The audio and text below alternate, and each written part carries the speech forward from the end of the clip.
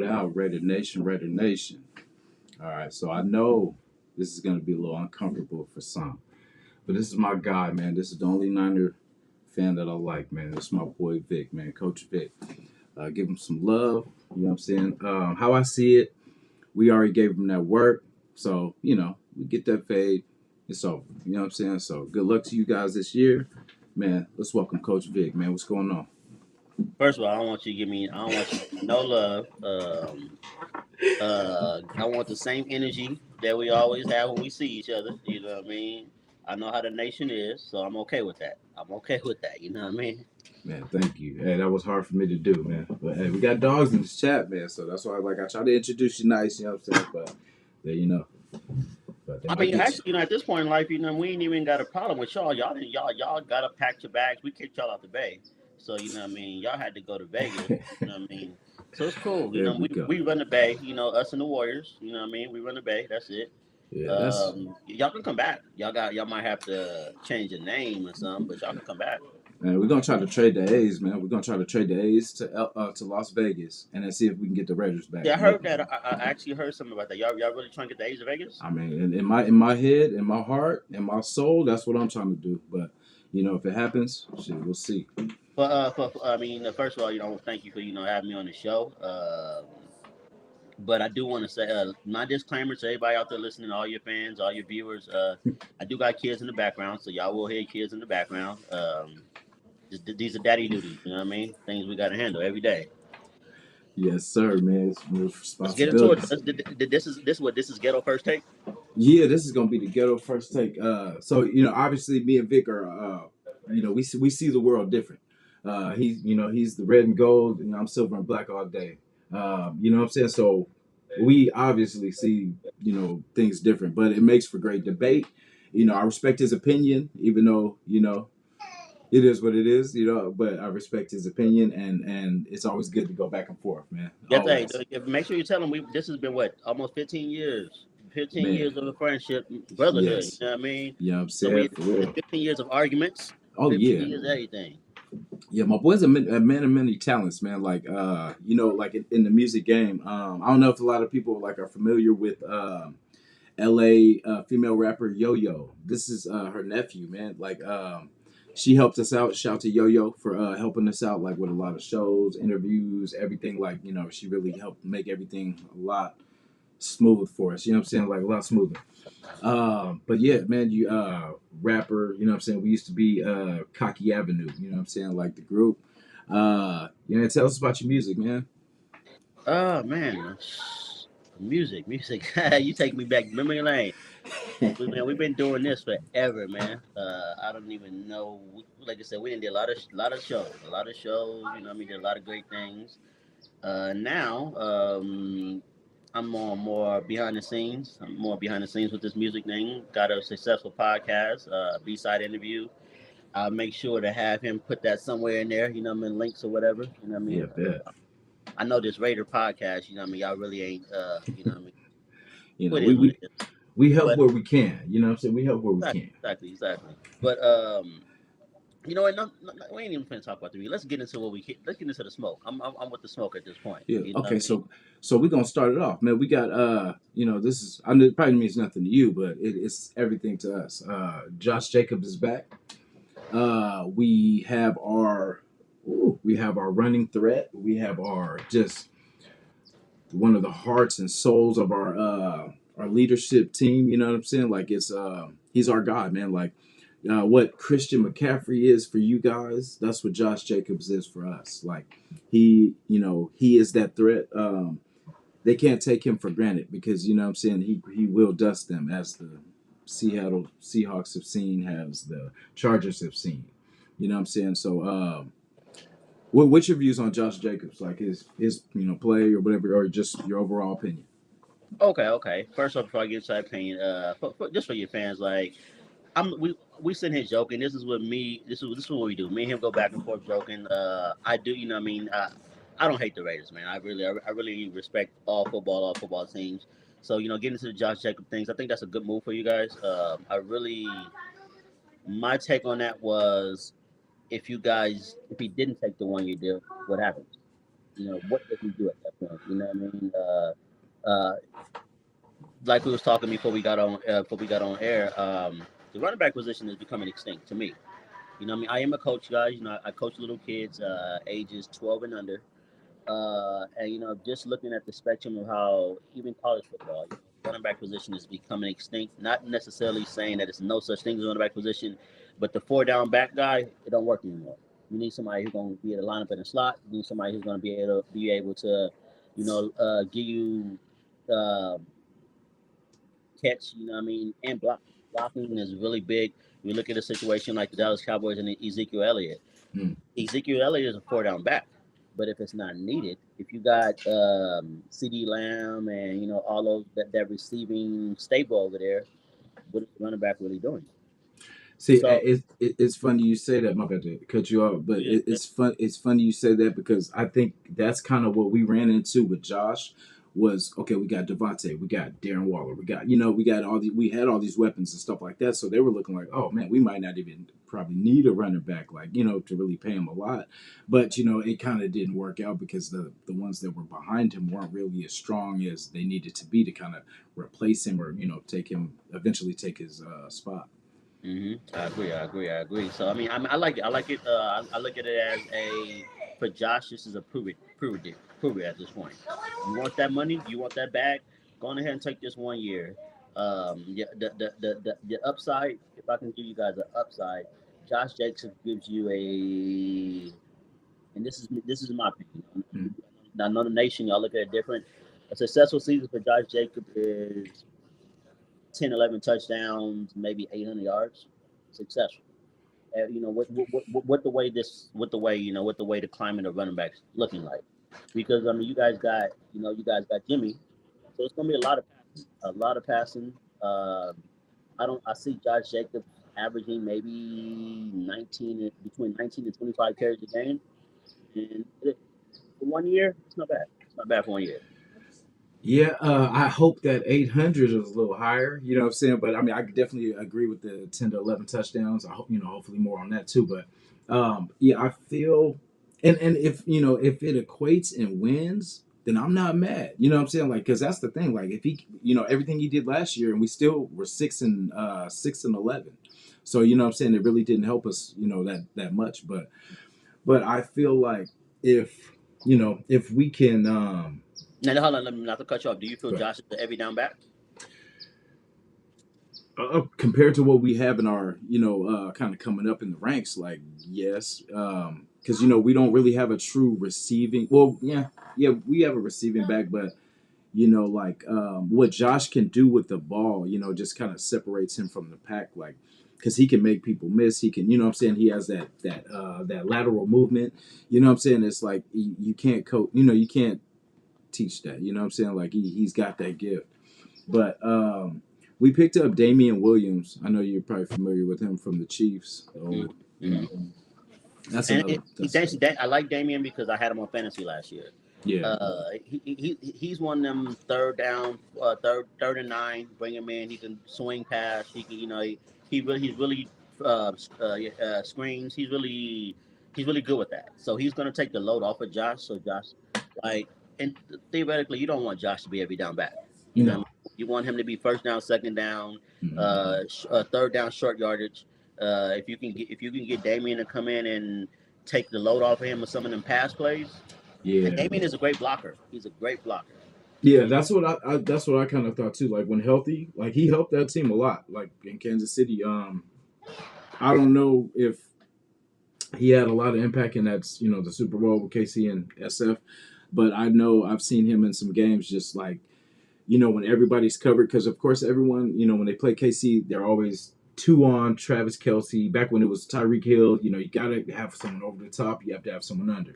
And so when when everyone's covered on third down, who would break out of the backfield? Damian Williams, killing. You know what I'm saying? Like, so it's like there's always a weapon. So I'm hoping like him and Josh could maybe be double backs on third down. But like you said too, I don't really want Josh to be out there, like 3 and 4, downs and stuff like that. But give me uh give me a quick second. Your from my end, your screen is kind of fuzzy, so give me a quick second to get my technical issues right.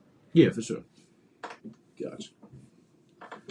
Yeah. So, like I said, Josh Jacobs is back, guys. I'm very excited. It's just just staying healthy. That's the only thing. Just as long as we stay healthy, I see a bright future for this team. It's one of those things that we were expecting him to take sign the tag because how it worked out, he's really winning. He's getting more money than everyone right now. You know what I mean? And it's so sorry, excuse me. He's getting more money than everyone that had the franchise tag situation. You know what I mean? Um, so it's a win. Like he gets to come play, and it's not like he has to do a whole bunch, man. Just do what you did last year. But then this time you have more help around you. You have a better defense to keep the offense on the field instead of the defense always on the field. Shout out to Lunatic, man. Like, he had a great show this morning. A lot of the stuff he said, man, was just, what's gonna get us to these wins. And it's executing our offense. Like it's he was talking about the long drives. Like, yes. Because that's what frustrated us with the last, person that was there. It was just that we weren't getting these drives going. Like it was third and out, 3 and outs, five and whatever it is, 3 and outs mostly. And it's just like you cannot win like that. You cannot win if your offense isn't on the field scoring points. You know, we have an offense that is pretty stacked on paper, but it's us, like I said, staying healthy and being able to do what we do. And I am confident in McDaniel's offensive scheme. You know what I mean? I don't think that's going to be the problem scoring points. A lot of people look at last year, but like I said, the person that was there before had a lot to do with that. Not saying 100%, but a lot of it was on him. Like you can't blame the person that doesn't have the ball. You have to blame the person with the ball, that has the ability to generate the offense and to put the ball where it needs to be. And that's where your decision making. You have to be smart with the ball because it's not about you. It's not about your stats. It's not about how many touchdowns you throw this game. It's getting that W. We don't care what the numbers look like. I don't care if you threw 4 picks, as long as you get that win.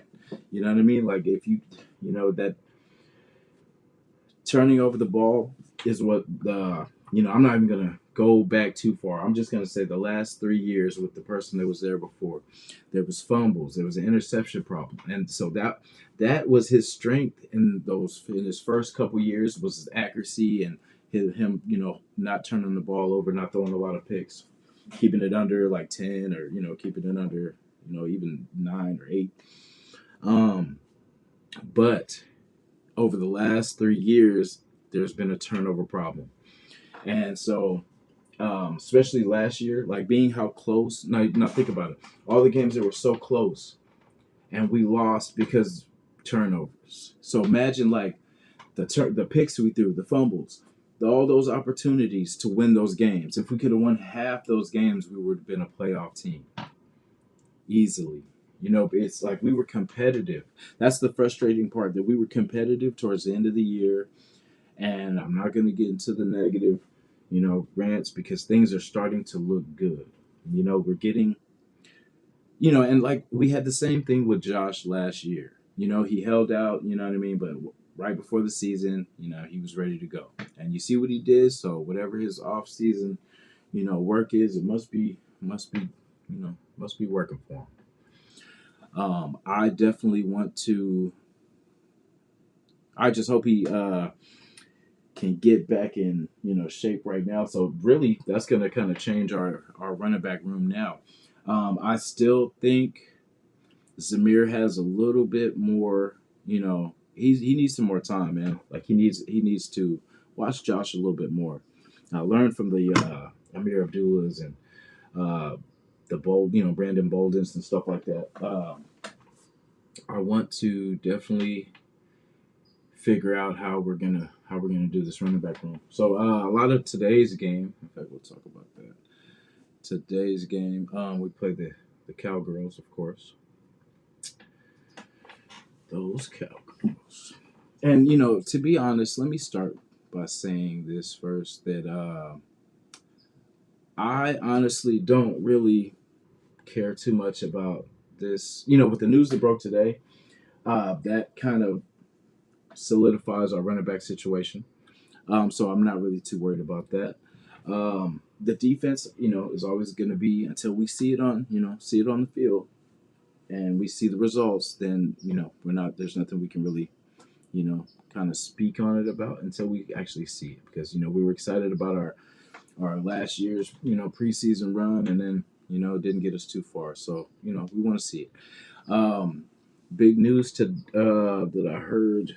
Sorry, I don't know if it broke today, but I heard about Jerry Judy not being. They lost another wide receiver out there. I think the fifth wide receiver that went down for Denver. That's what I'm kind of looking forward to is Denver, but and they've lost a lot of wide receivers, so they're going to be looking to scour the market and all these players getting cut to try to put together a skeleton team. But that's a good starts with game one, man, to be 1-0. Every week we want to be 1-0, so it's going to be good to see who makes it on this team. I just want to see that final roster. And I want us to be successful. I want us to be competitive every game. So, and it starts with game one. So Denver. So the good thing to look at, they got to get these new receivers. So that takes time. That takes chemistry for them to try to mesh with good old Russell. Mr. Unlimited. So we want to, we're just gonna do what we do, man. Like it really doesn't matter what they do as long as we do what we do. We have a good running game. We got the best wide receiver in the world. Um, yeah, but like I said, talk is cheap. Um, Let me shout the chat out too, man. Excuse me.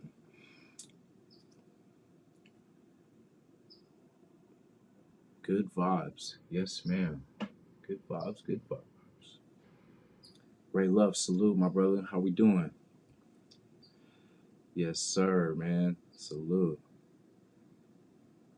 I know that's right. I'm gonna leave that one up there for him when he comes back. Yes, sir.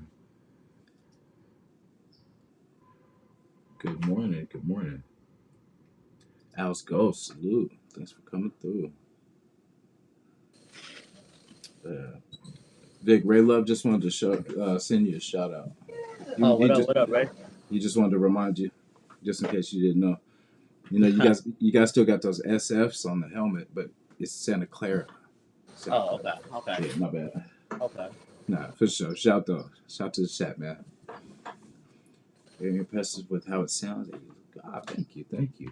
I'm like, Ace. where do we leave off? My bad. We were talking about Josh, and then we kind of okay. So we're on common ground now. As a Niner, I know you would agree that Cowgirls suck. Salute to the Cowboys, man. Cowboys took that little problem off our hands. Oh my God, let's talk about this situation, bro. Oh, Okay, you want my hot take you want my hot take? yeah. So the whole Trey Lance project, man, like No, it feel wasn't a me. project. It was. I mean, Raider Nation. I'm gonna be unbiased here. I'm gonna really be honest here. It was a failed. We traded up, gave up a lot. We gave up everything for. I'm not gonna say Trey is not gonna have a successful NFL career because we have not got to see his work. Mhm. But for what we traded up for, for all the things we had to give up in that situation, it was a bad decision. A very, very bad decision. Um, if I'm not mistaken, and correct me if I'm wrong, I think we were playing keep away. We don't want nobody else to get traded. Mhm. I think, and I feel like I said, I feel that that pick was very. What is the word I want to use? It was very like I can say I believe in that conference room. There was a lot of arguments going on in that room for that pick because I think Trey was a Cal pick. I think Kyle wanted Trey. Mm. Because when you look at him at what was it, Dakota, North Dakota or something like that, I forget where he actually played at. Yeah, I think it was like North Dakota State or something like that. Yeah, something like that. He only played one season. Yeah. Um, I think we saw a Lamar Jackson style out of him. But when you're not on the field, when you're injured, Mm. what can we do? What can Yeah. we? I mean, Brock Purdy, I want to salute Brock Purdy because what Brock Purdy did, he came in and does what a back was supposed to do. He came in and showed up. It's the Bill Belichick approach. Next man up. You go down, next man up. And Brock Purdy came in and won that job. So then it puts us in a position. It puts us in a situation where you have Brock, you have Sam Donald, you have Trey. Like we have three quarterbacks, arguably, that can start on this NFL team. I mean, this argument, some may disagree, some may agree. But arguably, you got three quarterbacks that can start. That's a situation. This isn't pee wee football. This isn't college football where you can create some kind of system where you have three quarterbacks. Nah, somebody got to go. And when that Yeah. happened, you got to give it to you got to give up Trey because he showed us the less work. What I mean? He didn't, and it's just not his fault. He was injured. I cannot blame a man for being injured. Yeah. In the business aspect of it, it was a failure. I mean, we shouldn't even make that decision. Yeah, and it's like we never know what would have happened without the after the excuse me, without the injury. You know what But I'm saying? Because what that does do is it puts pressure on Dak now. yeah, You got Cooper Rush, you got Trey Lance, and Dak Prescott. yeah, that could be somebody else by the end of this by the end of this year. Mm-hmm. Um, and see, that's the thing. So before it happened, before the Trey Lance trade, I was like, man, that would probably be a good spot for like maybe Carolina because they got a young QB, and I think you mentioned the Titans I was said, I mean, yeah. yesterday when we talked, I Yeah, I said, was like that would come because they got some trash QBs over there too. Because they got the guy Willis, they got Levis, they got you mentioned Tannehill. I forgot about him. Yeah, mm-hmm. so Another destination that we really don't think about is Houston. Could have been a great destination for him. yeah, they gonna struggle this year. They might have the number one. They might have that number one pick this year. Mm-hmm. Yeah, I hate that for Stroud too, man. I wanted him to be a Raider, man. I wanted him to have some Salute to success. CJ, man. Salute to CJ, man. Man, that's crazy. What was the one of the things I wanted to talk about too? Is the oh yeah, yeah. So the trade thing too, like, and I think you said it best too. It was kind of like it was a keep away. They didn't want no one else to get him because they know he has the talent. So it's not like he's a real bum. It's just he missed his opportunity by injury. You know what I'm saying? Like, and shout to Purdy. Purdy stepped up. You know what I'm saying? Shout to Jimmy. Jimmy did what Jimmy did, and I hope Jimmy does what Jimmy does. You Mm-hmm. know, and so you guys Uh, got to. how much did Jimmy pay you to say that? Oh no, man! Like Oh, in fact, okay, we'll talk about that. You would know more about Jimmy than we would know. Because you've watched the games. What do we get from Jimmy, man? What do we get from Jimmy Garoppolo? You get a game manager. Someone's gonna come in and manage the game, which what Derek Carr didn't do. Derek Carr, and what I mean. I just feel first of all, before I get into Jimmy, I want to say the Derek Carr situation. I never had a issue with Derek Carr on the Raiders. The thing is, when you guys brought in Josh, it was over for Derek. What I mean, Derek isn't a Josh guy. Mm, That's not one of his guys, one of his day ones. I just felt after a while it became redundant. You get the same thing out of Derek Carr. Now him in New Orleans, it might be a whole different light. You go somewhere fresh, you start new. That might help them. They got Kamara over there, they got Michael Thomas over there. Like they might be fine over there with Derek Carr. So but when you guys got Jimmy, I say, what that does for Devontae is you got a game manager who's going to make the right plays. mm, He's not gonna overdo it. The downside to Jimmy is he gets trigger happy. You know what I mean? I look at a lot. I look at that Super Bowl year when making through the Super Bowl. You're complete, and then another thing, and I guess I can be wrong. You know what I mean? So if Jimmy does tune in and watch this, I'm not hope disrespecting so. Jimmy. What I'm saying is, you get trigger happy, and I don't think he is a big moment quarterback. Uh, Mm, and I say that in a sense of, like I said, I look at the Super Bowl year when we went to the Super Bowl and fourth quarter. I think it was the Chiefs. If I'm not mistaken, it was Chiefs. You're overthrowing Kittle by 15 yards, wide open. Then when them lights come on, it's different. When them lights come on, and but throughout the season, you're gonna get a as long as he stays healthy. You know, knock on wood, as long as he stays healthy, you guys gonna have a game manager who's gonna manage that clock, who's gonna make the right plays. It's just in them big moments, them Sunday night games, the lights is on you. The Monday night games, the lights is on you. Are you gonna get trigger happy and just start throwing the shit, throwing it back and forth? You know what I mean? Or um, are you gonna stay calm? One thing Jimmy does, I don't like that Jimmy does is he he's not that great when it comes to blitz. When the blitz comes, he's on interceptions. He's a, you know what I mean. But once again, he's a Josh guy. You know what I mean. He was with Josh in New England, and that year that Tom went down with the leg injury, and he came in phenomenal. If you guys Yeah, get that Jimmy, phenomenal. yeah, You know what and I mean. I think that's where we're hoping to get too. You know, so of course, Raiders didn't really follow the Niners. The only thing that Raiders really, all we do is just hope you guys lose. So, you know what I'm saying? Like, so it's Understandable. mutual. Perfect weekend is we win, you lose. So like, we didn't really pay attention to like how you guys played and what players did good. It just basically hope you guys lost, and if you won, that sucks. So it's like been having Jimmy now. So of course, it was kind of at first it was like I don't know. I think that's kind of a lateral move, but when you look at record wise, and that's why what I'm kind of coming to is now record wise, it shows he's a winner. You know what I'm saying? Like his first year he came, even the Super Bowl, the Super Bowl year, like he came, and got some wins. But a lot of people say it was the defense. That it was the defense that made pretty much got those wins. Now, do you think it was the defense that pretty much carried you guys?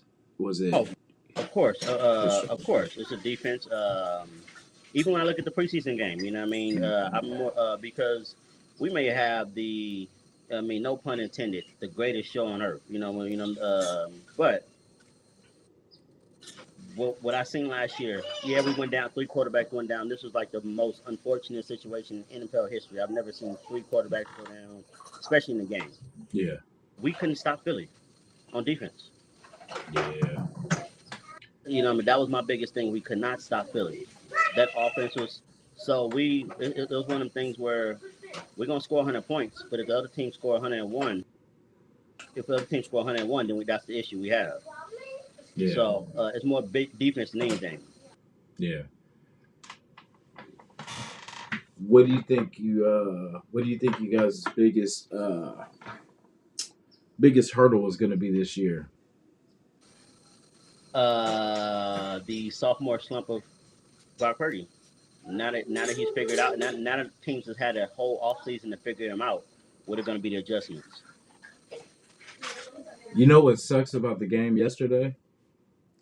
The Charger Niner game. There's Okay. no possible way that you guys could both lose. mm, that's funny. That is hilarious. Yeah, No, but yeah, I mean, like I said, I mean, that's the only problem I see is how we're gonna adjust to now that teams understand what Brock is. yeah. They like I said, they had a whole off season. Kyle is gonna be Kyle. He's gonna draw up these plays. It's gonna be creative and fun, and it's gonna look great. But now that the pressure's on the line, now that we Mm, know what Brock Purdy is, we know his upside. How is he gonna adjust to it? I guess. Yeah, he's known like from what we know of him, he's great in the start of the game, but he doesn't know how to make adjustments like those second half adjustments. Like as the Super Bowl, you guys were up. He could not generate an offense. Now was that Jamie or or was that Shanahan? We've been honest. In all honesty, If I'm not mistaken, when he up 28-3 on Tom and him in the Super Bowl. that's true too. I seen that game too. That was crazy. So this has happened twice, right? Didn't he say he lost his playbook or something like that? Something like that. Hey, old boy from Waterboy got it. Yeah, OG, you took his Something, playbook. I love Kyle, but he's one another one. He's on a hot seat, man. Them big Yeah, game moments. What are you doing? yeah. So you think it's more Shanahan, the kind of setting up the offense like You're for not finna, failure? you're not finna incriminate me to say anything. Oh no, okay, okay. That's fair enough. That's fair enough. I'm saying, I was I'm just trying just to see if you trying to look, put it out there. when you have two Super Bowl situations and you up and then you lose, only so much we can do. So do you guys feel that your window? Excuse me if I smile while I say this. Do you guys think your window is closed? Not at all. Okay. It's the NFL, man. That we play in a conference, the NFC conference, where it ain't too many teams that are good. Yeah. And see, and yeah, that's the thing. You guys are lucky because, like, I swear, everyone's hyping up Derek Carr and the Saints to kind of go, do all these great things. But see, the thing is, Derek's got to score points still. You know what I'm saying? Like, Derek still has to go and produce. And the reason we got rid of him was because he wasn't producing. So yeah, the Saints, because a lot of people say the Saints defense and everything top five. Okay, but you can't win a game with 0 points. You know what I'm saying? You're not going to win a lot of games scoring 13 points in the NFL. It's just not going to happen like that. You know what I'm saying? Like, you got to produce, man. This is a passing league. They're not going to have Kamara for like the first, I think, 3 weeks or something like that. So there's going to be a lot of stuff, man. Like, he's got to go out there and produce. Like, he was great in practice, great practice player, great when he's in the field throwing with no deep, dope defensive guys on the field. It looks great, but it's like you got to play, and teams adjust to what you do well. You know what I mean? Like, whatever you're Be doing real. to I'm gonna be real. I was over Derek Carr when he said he supported John Gruden. I said I'm done. I'm done at that point. Can we talk about that? We talking about failures. What was that yeah. experiment y'all did? What was Oh that man. experiment? Yeah. So shout out to John, man. Like, Oh, you I supporting that? You supporting I that? mean, hey, You the man support? took a picture with me. He's not a racist, man. You know what I'm saying? Like, that was the whole hype. Like, I like our regime now. I'm just gonna say that. The Gruden years were the Gruden years. Like, yes, we were on our way up and kind of. Well, we made the playoffs, but we didn't get to where we wanted to get to. You know how the games changes. You know what I mean? Hmm. I sit there and watch the man in the booth every time about if I had this, I do this. I had this, I do this. Yeah. He finessed y'all, man. He finessed y'all. And y'all was suckers and took the bait. Y'all gave him all that money. Boy, for him to be backdoor talking smack, you know what I mean? Sending emails out, you know what I mean? I He know mean, better than Urban Meyer, man, at this point. man. I mean, everybody got. Like someone said, it's he got backdoor, man. Like, and You'll take him back. You would take him back. It's I cold. mean, it's kind of like we got a good thing going now. We don't want to mess this up because they put us in a lot of financial problems, bro. Like Y'all, a y'all, lot of gave, our, y'all was giving this man baseball numbers, man. yeah. 10 years type of shit, man. And see, I'm gonna explain that. So Mark Davis, man, like he doesn't really know the football side of things. He's the son that he had to take over the team when rest in peace, Al Davis. Who? When Al. Rest in peace, who? All right, hey, Oh, okay. watch yourself. Okay. Okay. Hey, so but yeah, you like so he had to take over for when AD died, and he doesn't really know football like that. He doesn't have the mind like the what's your guy that played for those donkeys. I forget his name. Anyway, safety. Uh, you guys, he makes the picks for you guys. I think he picked Trey Lance. Yeah, no, all right, my bad. We here. Um, Okay. so yeah, but he doesn't know football. So he hired Gruden and them for 10 years. So basically, he wouldn't have to worry about making decisions like that for 10 years. And all that really did was we're still paying players that we've got rid of years ago. We're still paying them money. You know what I'm saying? Like because bad contracts and stuff Hold like on. that. How can I get a part of the Raider organization at this point? Y'all paying dudes that don't even play no more. How can I be a part of this? Are you fast? You know what? I can do special teams. I can do a little punt return, become Devin Hester. I can be Can Devin Hester out there. can you throw the ball out of the arena from your knees? Something like that. I Okay. can kick. I can kick. You know what I mean? I can be a field goal kicker. I'll hit up Mark Davis on Instagram and see But if I here's the thing, can. though. Here's the thing. I just want like I just want to be on a practice squad and then cut me. I can file for unemployment. You know, them unemployment for the NFL checks is nice. Yeah, I mean, oh, that's a nice little segue too. You know, maybe you can put maybe Hey, California Grizz, let's talk about it, man. California Grizzlies. Let's get in. So you know, a lot of us probably aren't familiar. So I'm gonna just put this out there. I'm a Warrior fan. So when I see Grizzlies, you know, kind of upsets me. But California Grizzlies, man, who are the Grizzlies? Okay, so if you guys aren't familiar with the AFL Arena Football League, it was around for years. They filed for bankruptcy in 2015, 16, if I'm not mistaken. Don't quote me, but I think it was 2015, 16. Someone ended up buying it, and then fast forward, pandemic came and it shut down AFL.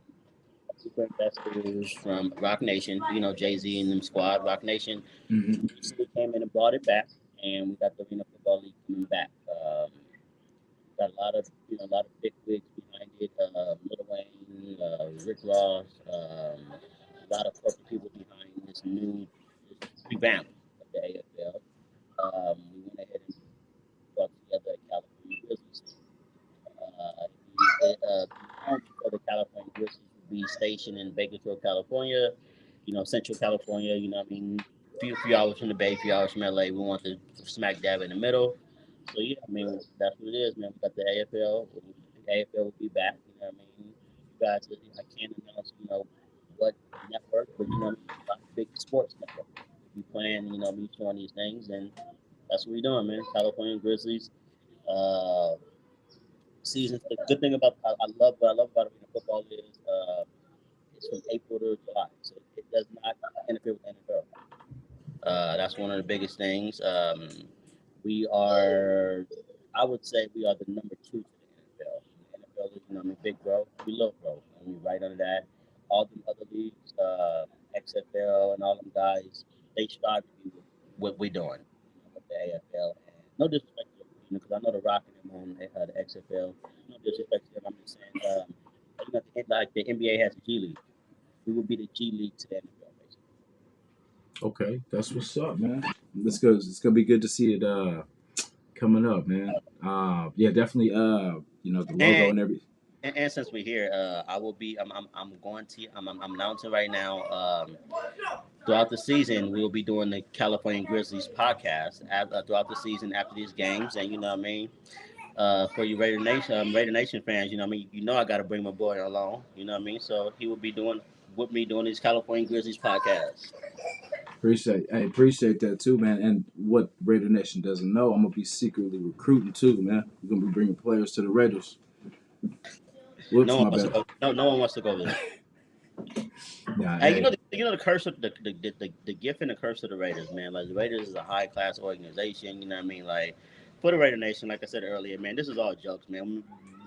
Me and Jason go back and forth with this all the time. It's all jokes. Like you guys are a high class organization. You guys are the standard. You know what I mean? It's only a few teams. The Steelers, Cowboys, Raiders. A few of the teams that are really started from the beginning. From the beginning that are big. Big teams. That these teams like you can go to France, Italy, and people know what the Raiders are. You know what I mean? Things like that. The yes, sir. curse is why did they put you guys in Vegas? The worst place to have an NFL team. Las Vegas, man. Yeah. Let's talk about that too. Yeah, we had some struggles last year with out of town. Well, see, and they like you said, they put us in a place where we're kind of in the middle of nowhere. It's kind of like a tourist place, a getaway place. And I think that was kind of the plot. I think they kind of wanted because like Oakland fans were super loyal, man. Like from the Warriors to the A's to the Raiders. You know what I'm saying? Like there's a loyalty, and there's nothing like that that Bay Area fan, man. But it's a lot of stuff, that it's money. You know what I'm saying? It's the money thing that really made them move them because it's more like a visitor stadium. You know what I'm saying? Like even for us, it was kind of like we were almost out of place. You know what I'm saying? Because it's like we're getting flooded with. So I remember the Niner Raider game. It was redded out over there. That was very I know. very disrespectful. I know you've been to the stadium. Does the Mm. black hole feel the same? Oh man. Um, We lost that game, man. It was so disappointing just how we lost that game. But as far as the feel, up until we lost, like I said, until we lost that game, bro, it was. I mean, for us, it doesn't change. Like at least for me, I could only speak for myself. Like it don't matter where we're at, man. Wherever they say we're playing that game, we playing that game, and like it's always gonna be the same feel for me. Like um, but we have one of the best stadiums in the world, if not the best. Like I've been to you guys' stadium, and yeah. And I've gone to our stadium, and I think it's one of the greatest places ever. Just the look, you know what I'm saying? Like I'm blacked out myself, like so. I love the colors, I love the scheme, and it's just wherever they gonna put the Raiders. If they put the Raiders on Mars, man, we marching it up. So No, I feel that. I mean, I, my question to you is, what is for your this season? What is the upside for you? I mean, what is you guys ceiling, and what's you guys floor? I would say our so ceiling, like respectfully, I feel I'm gonna say 12-5, man. I'm gonna go. I always feel beyond that, but I'm gonna just start. We're gonna start at 12-5 ceiling. Best case, I'll be all right with that. And then worst case, 10-6. I mean 10-7. Excuse me. Hold on, you either way it go, you feel that you win in 10 games?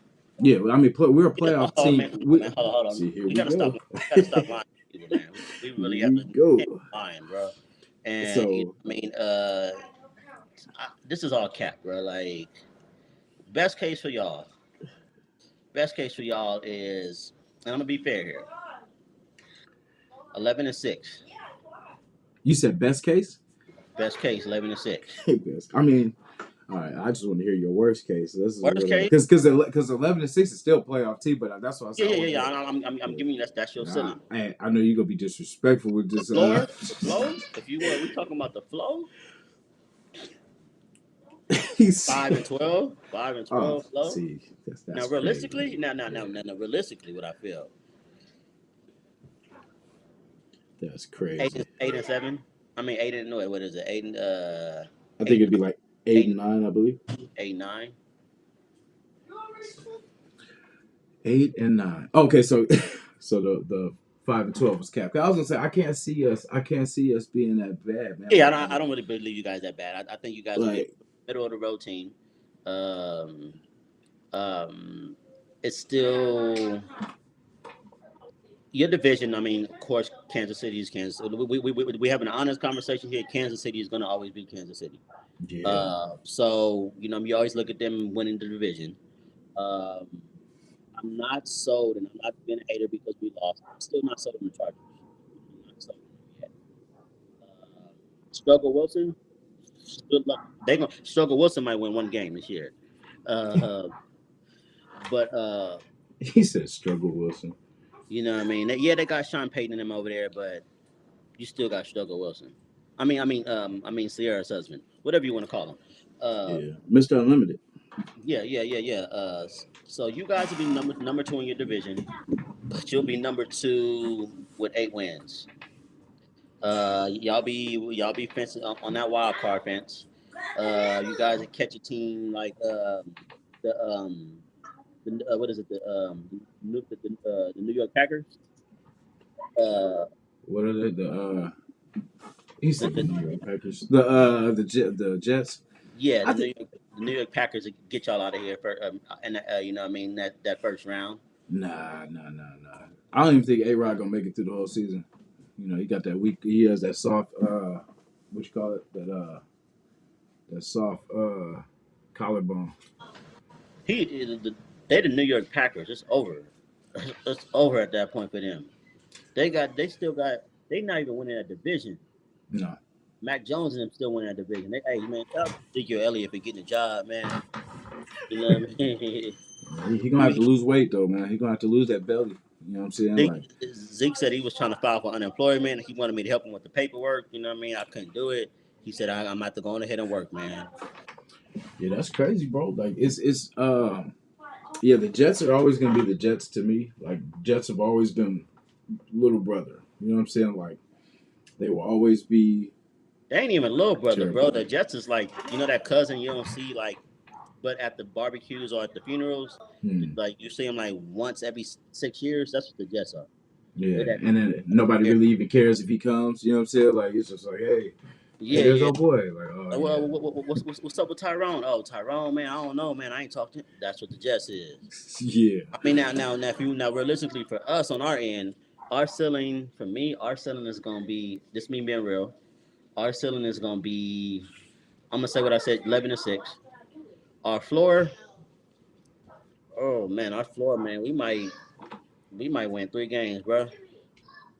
No, I But was gonna say I seen you guys going 0-17, but that's real, y'all.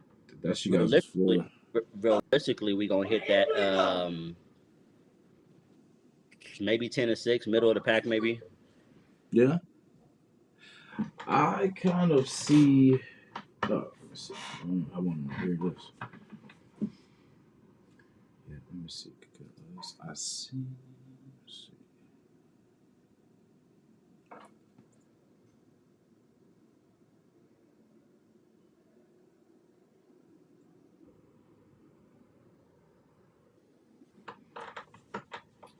Yes, we'll give it 1 second, guys. Thank you guys for tuning in too, guys. Sorry, we've been kind of going off on different subjects and everything too, but we like to just talk ball. It's the season's about to start. Killing time before this game comes on, and it's always good just to have good back and forth, and like we both love the game of football. Both enjoy just seeing the real side of sports, like not just being a fan of it, and like I love my Raiders and stuff like that, but I still try to keep a realistic outlook.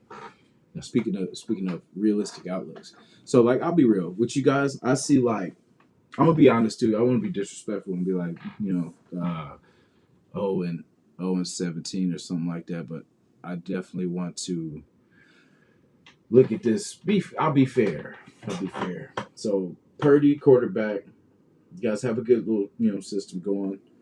The I still think you guys need some more work at wide receiver. You know what I'm saying, to kind of be a threat. But I feel like you guys are going to run the ball a lot. So it's going to be like one of those things where you guys are really focused kind of on the running game, kind of chewing clock and stuff like that. So I'm gonna let you know. I'm gonna let you know right now. This season, Brandon Ayuk will have a better season than Debo Samuels. think so. No, so All I right, we'll mean, we see. got probably because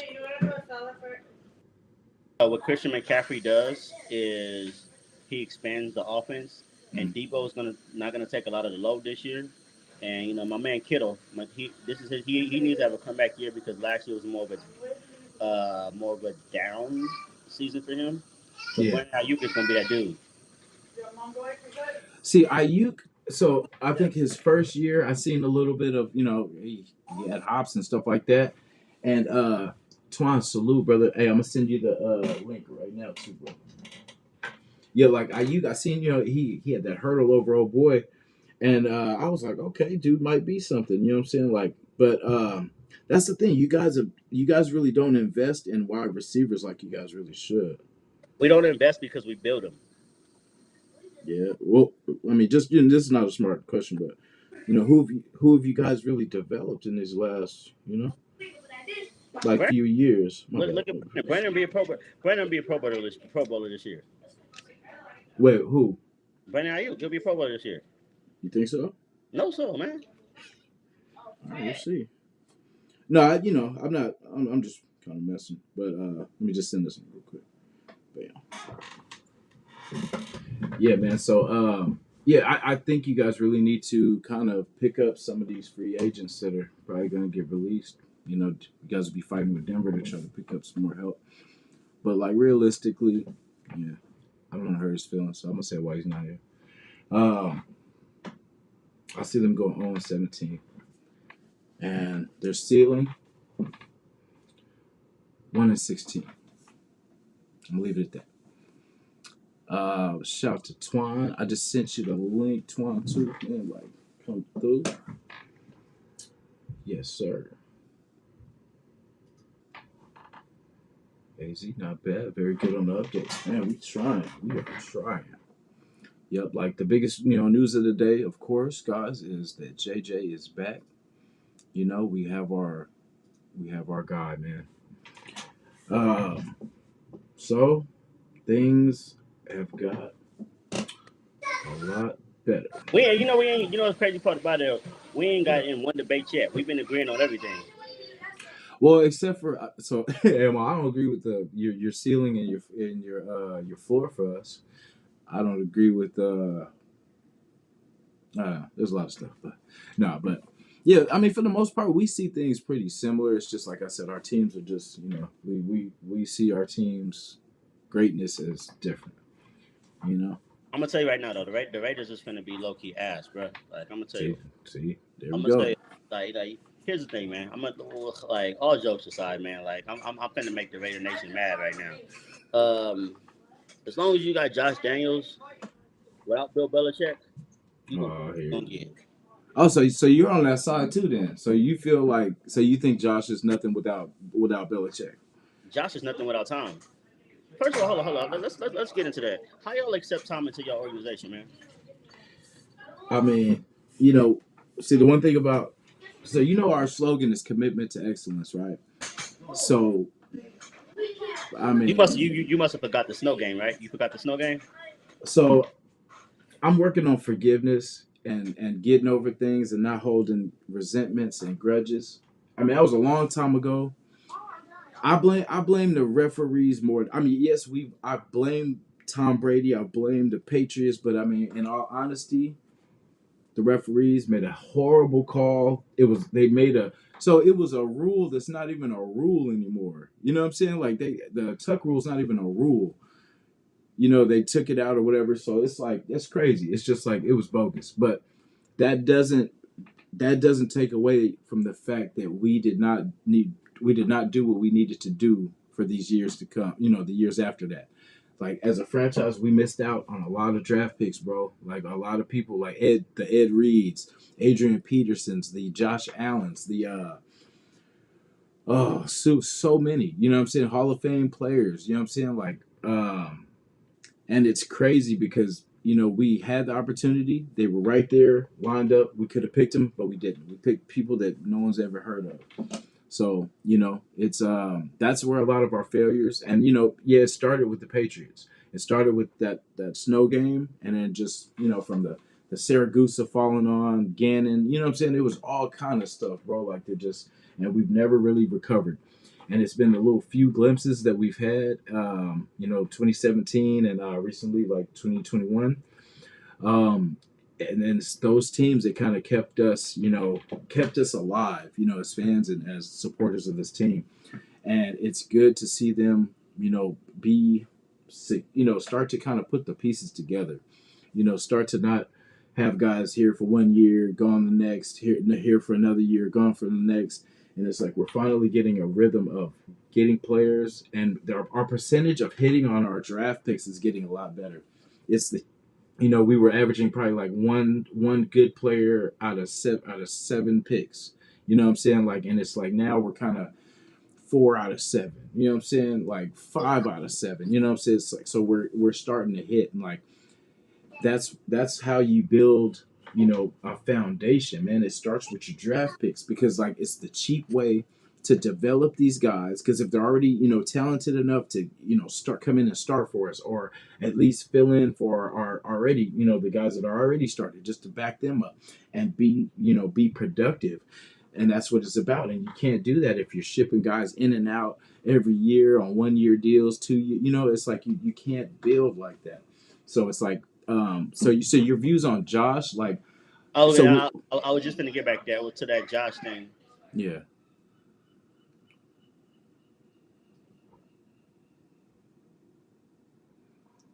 Yeah, like I disagree So, on. Okay. yeah, my bad, Go my bad. So for me with Josh, right? If we're playing GM, if you're GM ahead. right now, you sign up for a 1 year deal. What is your hopes? Do you try to re-sign him for a long-term deal next year, or are you just playing it by ear, seeing how he's going to perform this year? So how it's been lately is so it's this is how it goes. If they play good, someone else picks them up from another team. You know what I'm saying? Because we're not gonna throw, we're not gonna outbid them on, contracts and stuff like that. We rather just let them go, thinking we could pick up. Yeah, we just get another one, just another 1 year guy. And it's like, it's band-aids. We're putting band-aids on things that, you have to address. And it's like, I think this is finally the regime that has took the time to like not, because they spoke about it a lot too, was them being not just going out and getting all these free agents and stuff like that, but developing the guys you have in house. Not because it's like a waste of a pick if you pick a guy like the Trey Lance thing. Like, even though he got hurt and stuff like that, it kind of took him out of the competition. But it's like you got him, and it's like, ooh, we got this guy and this guy. So where does Trey fit in? You know what I'm saying? So it's us getting players that help what we do. Like we already know who Max Crosby is. We already know who Josh Jacobs is. We already know who Devontae Adams is. So it's like it's everybody in between. And it's like we got Marcus Epps from the Eagles. We got Marcus Peters. You know what I'm saying? Like we were getting these vets that are, like Marcus Peters. I like because he's a ball hawk and he's after it. Like he ain't got 30 plus picks. Just for nothing. You know what I'm saying? Like it's and if that's what needs to rub off on our young guys is them, seeing that and learning from that and not being scared to just get that ball, man. Because in worst case, it's an incompletion. You know what I'm saying? Like, but just you have to trust. So I think our regime is finally putting together like now I guess that would be more Ziegler. Dave Ziegler, him putting the team together and getting us out of all these bad contracts and stuff like that. Um, as far as Josh McDaniels, like I trust his offense. Like I don't know how good of a how great of a coach or anything like he's going to be or anything like that, but I know I trust his offensive side of the ball. I trust what he does with the offense. I remember, just the great. I mean, you can't help but ignore what they did in New England. You know what I'm saying? They didn't win all the damn titles like just being trash. You know what I'm saying? And I feel like we could be better than we could be built better than the Patriots. You know what I'm saying? That's just how, I see it. Like Patriots have always been just kind of like bland, vanilla, like a vanilla team to me. You know what I'm saying? Like they don't do nothing really crazy great, but they win. You know what I'm saying? So, I'd rather be vanilla and win than be flashy and losing, you know? What is your upside for Devontae this year, and what is your downside for Devontae? I hope he can get, man. I'm hoping I just want to keep that man healthy. That's the thing. Like, because he stretches the field for us. He does a lot for us, man. Like he takes two defenders every play, and he knows how to get open. Like it's like you always have to be on your toes with Devontae. So, I want. my question has always been, I mean, been at least for this off season is, you bring him in with his best friend, Hmm. then you let his best friend go. Well, it was basically a trade. Just look at it like a trade. We baited them in a trade, Devontae over here, and we got rid of Carr. So we won. Like, I mean, that's basically kind of what happened. Like, and whatever it took to kind of get Devontae over here, I feel like they kind of were like, hey, we got to use Derek to get Devontae. It's a win, and it's a win all day long. Because I mean, think about that, bro. Like, think how big that move was when Devontae came to the Raiders. You know what I'm saying? Like that changed everything. I know y'all was happy. Y'all was like, thank God, get this man out there out No, of the no, no, no, no, no, NFC. no, no, no, no, no. Let the record be known. We've always had the Packers number. Yeah, well, yeah, I can say Green that. Bay don't beat us. Green Bay don't beat us ever. That is true. That is So true. that wasn't even a big issue for us. My thing was, I would always make these jokes, and this is my anti-hate Raider thing. My jokes is Devontae Adams is gonna have 200 yards, 3 touchdowns, and the Raiders still lose by 21 points. Yeah, that's what can't happen. See, I think we're built. So Devontae, I mean, he had a lot of good games, man. He had a lot of good grabs, and that's the thing. Like we had, so it wasn't him. He did his thing. Josh Jacobs did his thing. Um, Derek was successful going to Devontae, but it was kind of like when he was going to, it's like his rhythm with other players was not on. You know what I'm saying? Like he kind of overthrew, kind of under. It's just there was I remember the Charger game. There was a play where Waller's coming. He's running along. I mean, it's an easy throw if you put it in front of him, but he kind of put it behind Waller, and Derwin James was able to pretty much break it up, and it would have been a touchdown. It would have kind of changed the trajectory for the game, like because I think they scored a field goal. We should have had the touchdown right there, but it ended up a field goal. So that's where we sucked in the red zone, bro, and that's where we need a Devontae. We need a healthy Devontae. We got the kid Michael Mayer. Hey, we got the kid Michael Mayer, tight end Told you from I'm over here on daddy duties, man. man. What's up, man? That's the future. How you guys doing, man? Hey, can we get a loud Raiders? Don't do that. Oh man, also we get it up. Nah, but yeah, like I believe Devontae's gonna have a great season.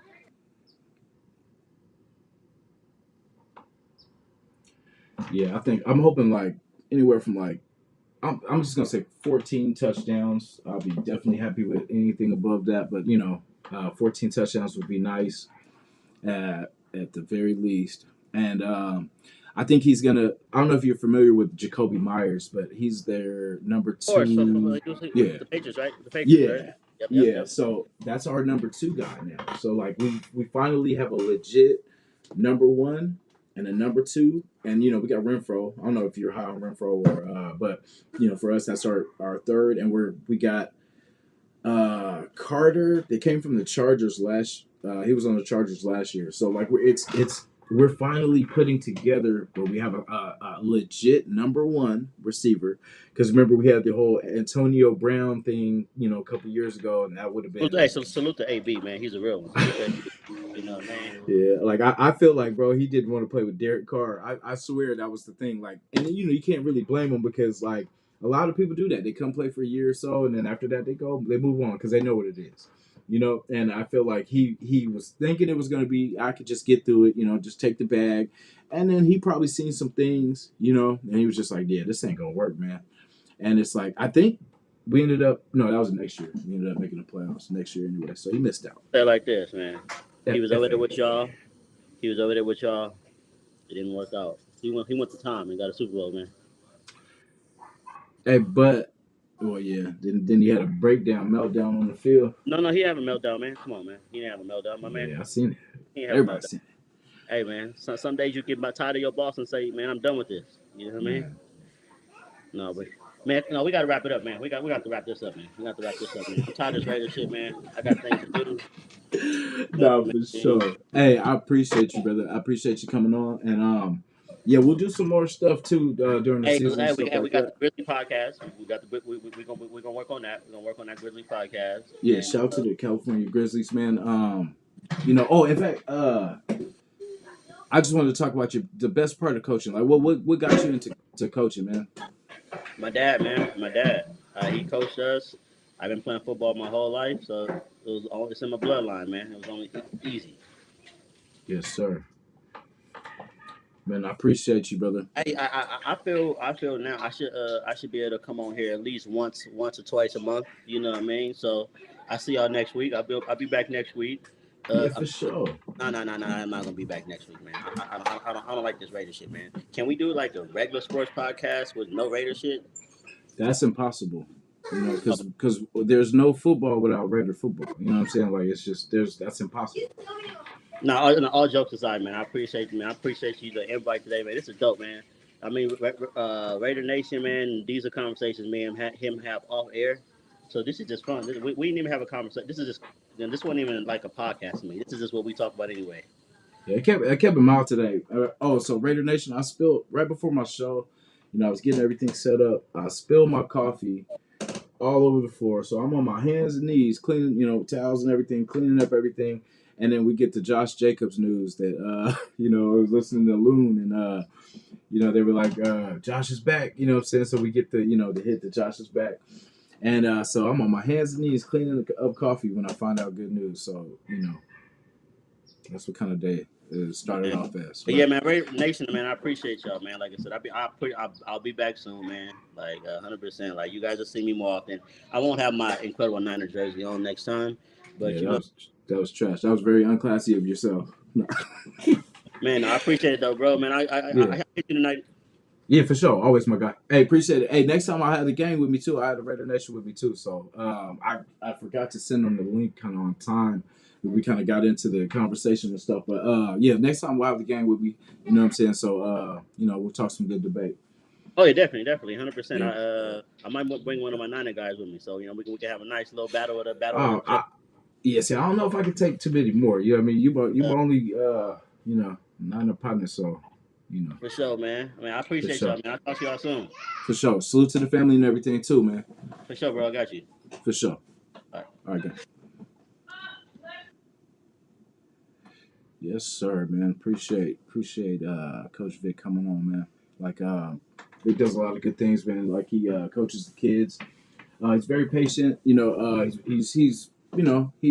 strict, but he's played the game. He knows what it is, and he knows what it takes.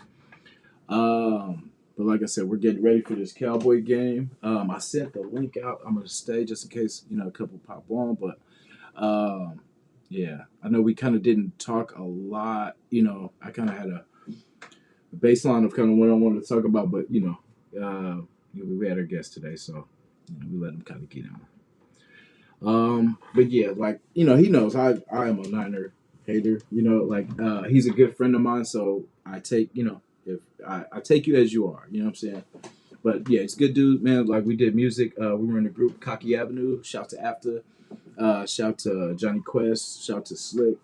Um, Shout to the kid Chris. You know what I'm saying? So like we did our thing, man, and we developed a friendship like actually through a show. Like I was doing my solo thing. They were a group. We met at a show pretty much, and we were kind of talking crap about the acts they were on because they were kind of garbage. And we kind of vibed through that, and it was just crazy. Like we've been in some crazy situations where like we were in LA, and so struggling artists, man. Like as artists, yeah, it's always a dream to make it in music and everything like that. So I was a singer. They rapped and everything like that. So we go down there. So we had a studio session, and we were supposed to pay for the video, everything like that. So we had a certain amount of money we were supposed to go down there with, but of course we had the gang with us. We had to we had to travel. We had to go down, and we had to eat. We had to get gas. We had all this kind of stuff. So we out there. We started with the money we were supposed to have, and then of course by the time we get out there, we got like $300, and we're supposed to have like I think 8 for them or something like that. And it was just like, man, we just young, just trying to make it happen, man. And like, so the guy's like, he's like, so you guys got the cash? And we're like, God, yeah. He's like, you got 8? We're like, nah. He's like, you got 7? He's like, oh, y'all killing me. But shout to Teflon, man. Teflon Don out in Pomona. But he hooked us up, man. Like we were, what I'm saying, because we had to get there. It was either we get there with a portion of the money, or not get there with all the money. So, but yeah, so we made it happen.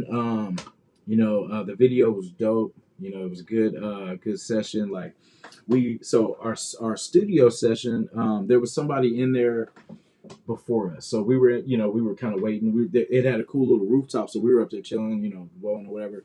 And so we go, and so we hear the dude's whole session. So we're up there for like maybe 2 hours just on the roof, just waiting for our spot. Because like since we didn't have all the money, they pushed the dude that was already there. They let him go rock first, and they were like, I'll hook you guys up. Just let dude go first, and then just chill. So we just chilled or whatever. Listened to his garbage song for like 2 hours. Like he was like, "Come on and move your body, bow, bow, bow."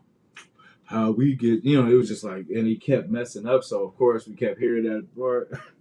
he said, "I don't want to catch a body, bow, bow," and it was just that's the only thing we could just hear for just hours. But shout to that dude, whoever he was. But yeah, like just different situations. We did shows like in Southern Cal, stuff like that. It was cool, man. Cool scene. Like I said, Yo-Yo was for sure, Twan, I got you. Yeah, like it was Yo-Yo, female rapper from LA. That's his auntie. And she used to hook us up, bro, like any kind of interviews. Like there was this one little E Hollywood interview we did. We went to a place. Oh my goodness, give me a second. I'll remember the name of the club, but it was a cool ass club. And so, we're dressed up in suits because out there in LA you have to be dressed. You can't go out there all bummed out and stuff like that. So like we in like little suits, whatever, trying to make it happen, trying to make it look good. And so we in there, and then they see us. So everybody that's at the party, they just assume is like a artist or somebody either up and coming or famous. So the person's like, hey, can you do an interview? Like, what do you guys do? And we're like, oh, we're little young artists. We rap, sing, excuse me, R&B crossover group. And so they gave us like the interview. We on the red carpet. And like for us, what I'm saying, we ain't never, at that time, like we had never been, interviewed, no special stuff like that. And so it was kind of cool. Like they treated us like we were stars and we just went with it, you know what I mean? And it was cool. Met a lot of cool people. Met the Lean Like a Cholo guy. He performed there. I think it's D-Lo, I think it was. Or I forget the guy's name, but yeah, he's the Lean Like a Cholo guy. Yeah, it was a cool night, man. Like, definitely enjoyed it. And I think from that point on, it just showed us, man, this is how we rock it, man. Like, we're professionals. You know what I'm saying? This is where we're supposed to be. Because we would go, do shows, and we were all about promotion. Like, we were not scared to get out there. I don't know if you guys have been out to Venice or whatever. Like, there's a lot of people, like a lot of artists and stuff like that, if you do music, they'll have the headphones on or they'll have their speaker and stuff like that. And they'll just be like, hey, man, like, listen to my mixtape.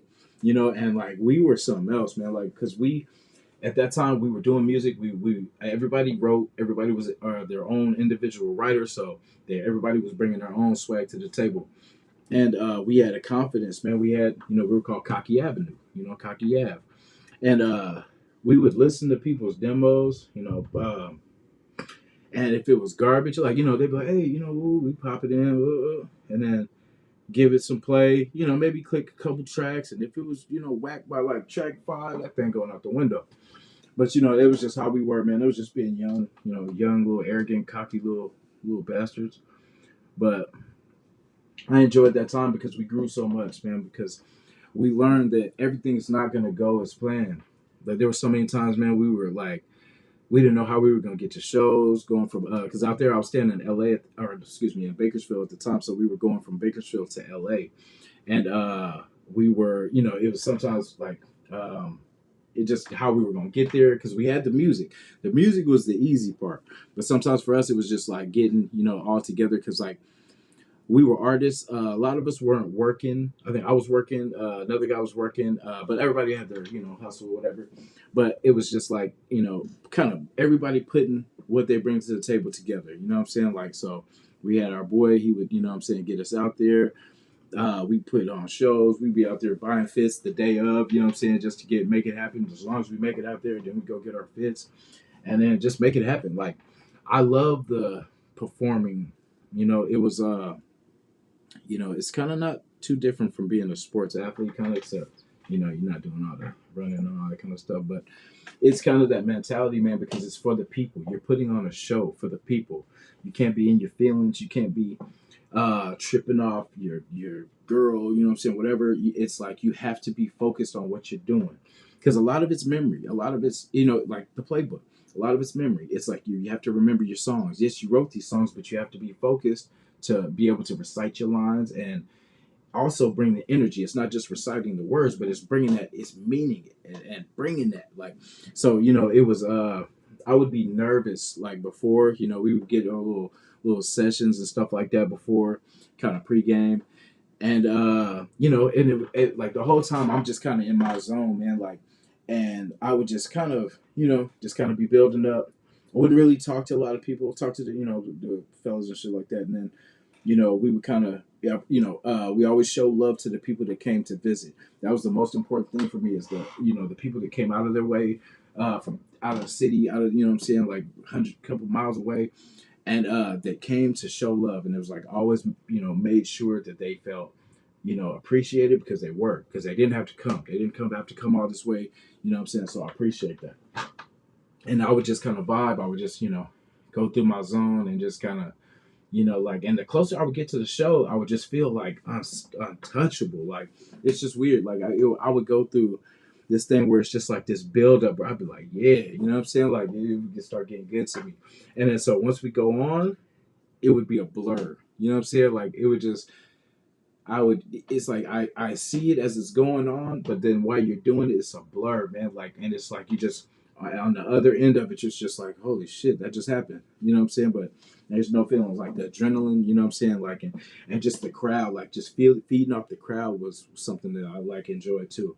Like, it seemed like the less people, I kind of you do feed off the energy of the crowd. You know what I'm saying? Like, and I did have I did have there were some shows. We had this Pepsi challenge, and we had, I think that was like one of the, if I'm not mistaken, just off top, that was one of the most successful ones we had. It was like this competition, and it was mostly LA cats. So we're coming, I'm coming from the Bay, they're coming from Southern Cal.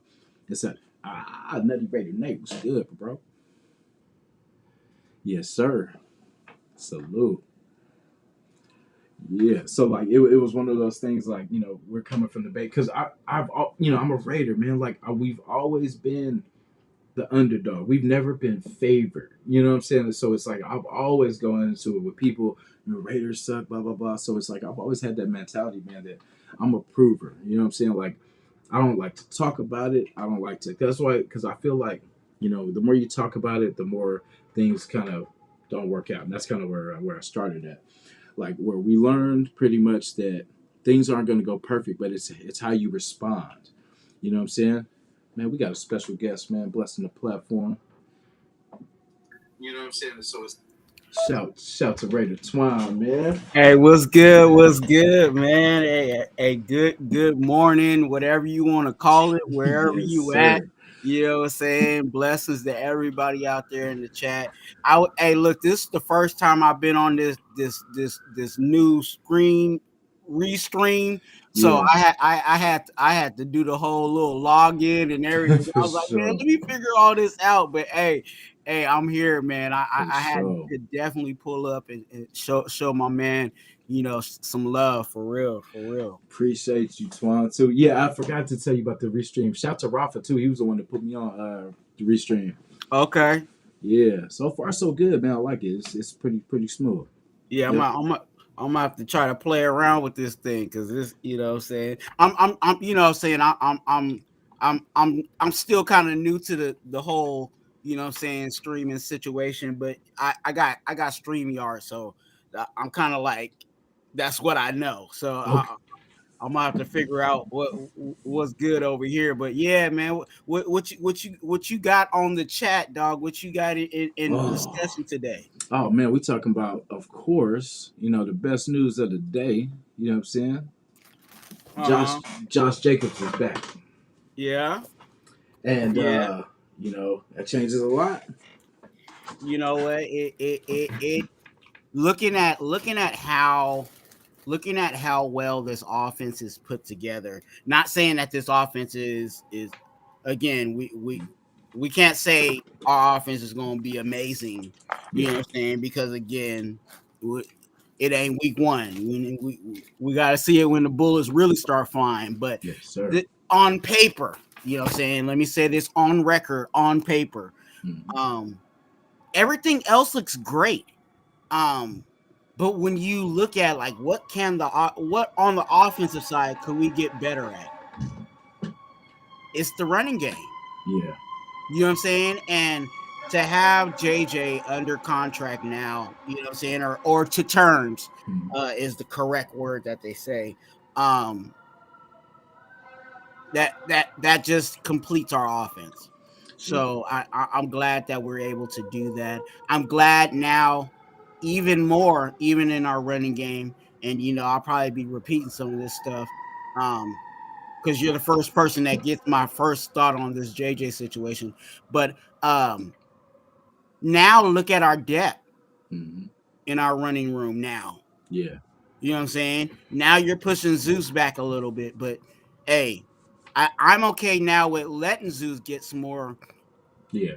of those prime time touches. Not saying that he was doing amazing or that, you know what I'm saying, he was out there, balling, but yeah, he'll keep the running game respectable Yeah. if you allow him a few more touches than he got last year, because last year the snap count he got was was horrible.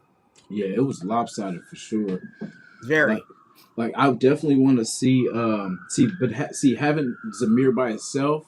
We were like, it's not gonna work just by himself. But with Josh, you got the lightning and you got thunder. You know what I'm saying? So Exactly. like, we can wear the defense out with him and then just run all over him with Josh and close these games out. You know what I'm saying? Mm. So it's just we gonna beat him up, man. And I've said that, you know what I'm saying, when we drafted Zeus, because I watched his tape when he was in college, and I was like, man, this has and I'm not saying this is exactly what it is, but it's kind of an idea of what it was, of what I saw, is what I envisioned for those two guys specifically, was similar to what they had over there in Cleveland, you know what I'm saying, with Mm, Hunt and Chubb, you know what I'm yeah. saying? Like, to have that type of look, either one could kill you, you know what I'm Hmm. saying, in the run game. Like, and I think that's where Zeus can work his way up to, and then they could really be that, you know what I'm saying, that type of tandem. But Yeah. yeah, it really could be um something dangerous again, um with those guys being there. So I'm glad that, and I saw both sides with the Josh Jacobs contract too. Hmm. You know what I'm saying? Because I do believe in, hey, get your money, dog. You know what I'm saying? Know your worth. You know what I'm saying? Like, this organization is gonna try, if they can get you for $1, they're gonna get you for $1. You know what I'm Yes. saying? Um, but you got to go out there and say, hey, I'm worth more than that. You know what I'm saying? And especially if you producing, you definitely got to let them know, hey, I need it. I need an increase. So I'm glad that he fought for that, Hmm. and not for him, but not just for him, but obviously for the whole running back, you know what I'm saying, situation of the NFL. So I'm definitely glad that they did that, and then plus the organization finally, you know what I'm saying, decided, hey, let's just go ahead and do this for him. Yeah. So, Let's fatten this thing up a little bit. Yeah, like, and it's cool because like when you look at how like him, Saquon, Delvin Cook was kind of the kind of big running back situations this year, mm, and basically, and Ezekiel Elliott, you know what I'm saying, mm, like so.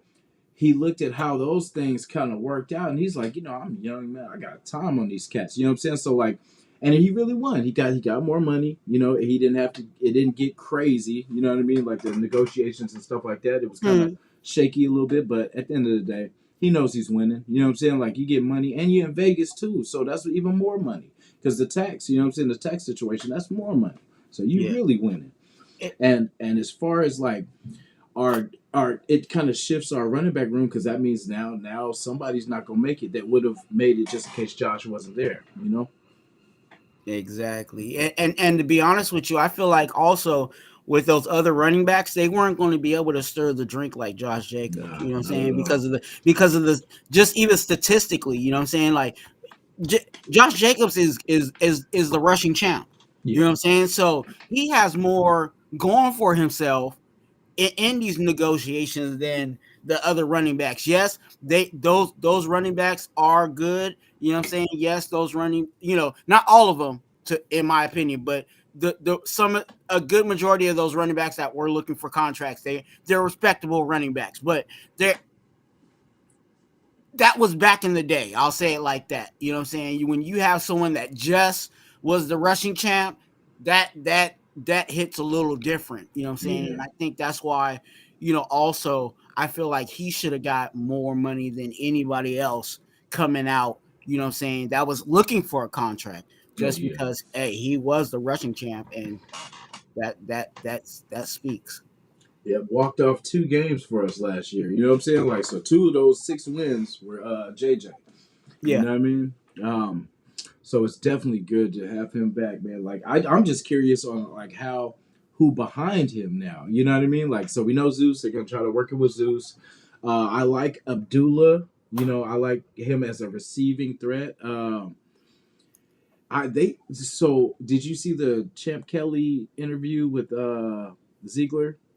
Bro, that was the most real, that was the realest content, you know, straight from the horse's mouth, bro. Like, and I got a lot from, you know, what they were saying. Like, we're good. You felt that too?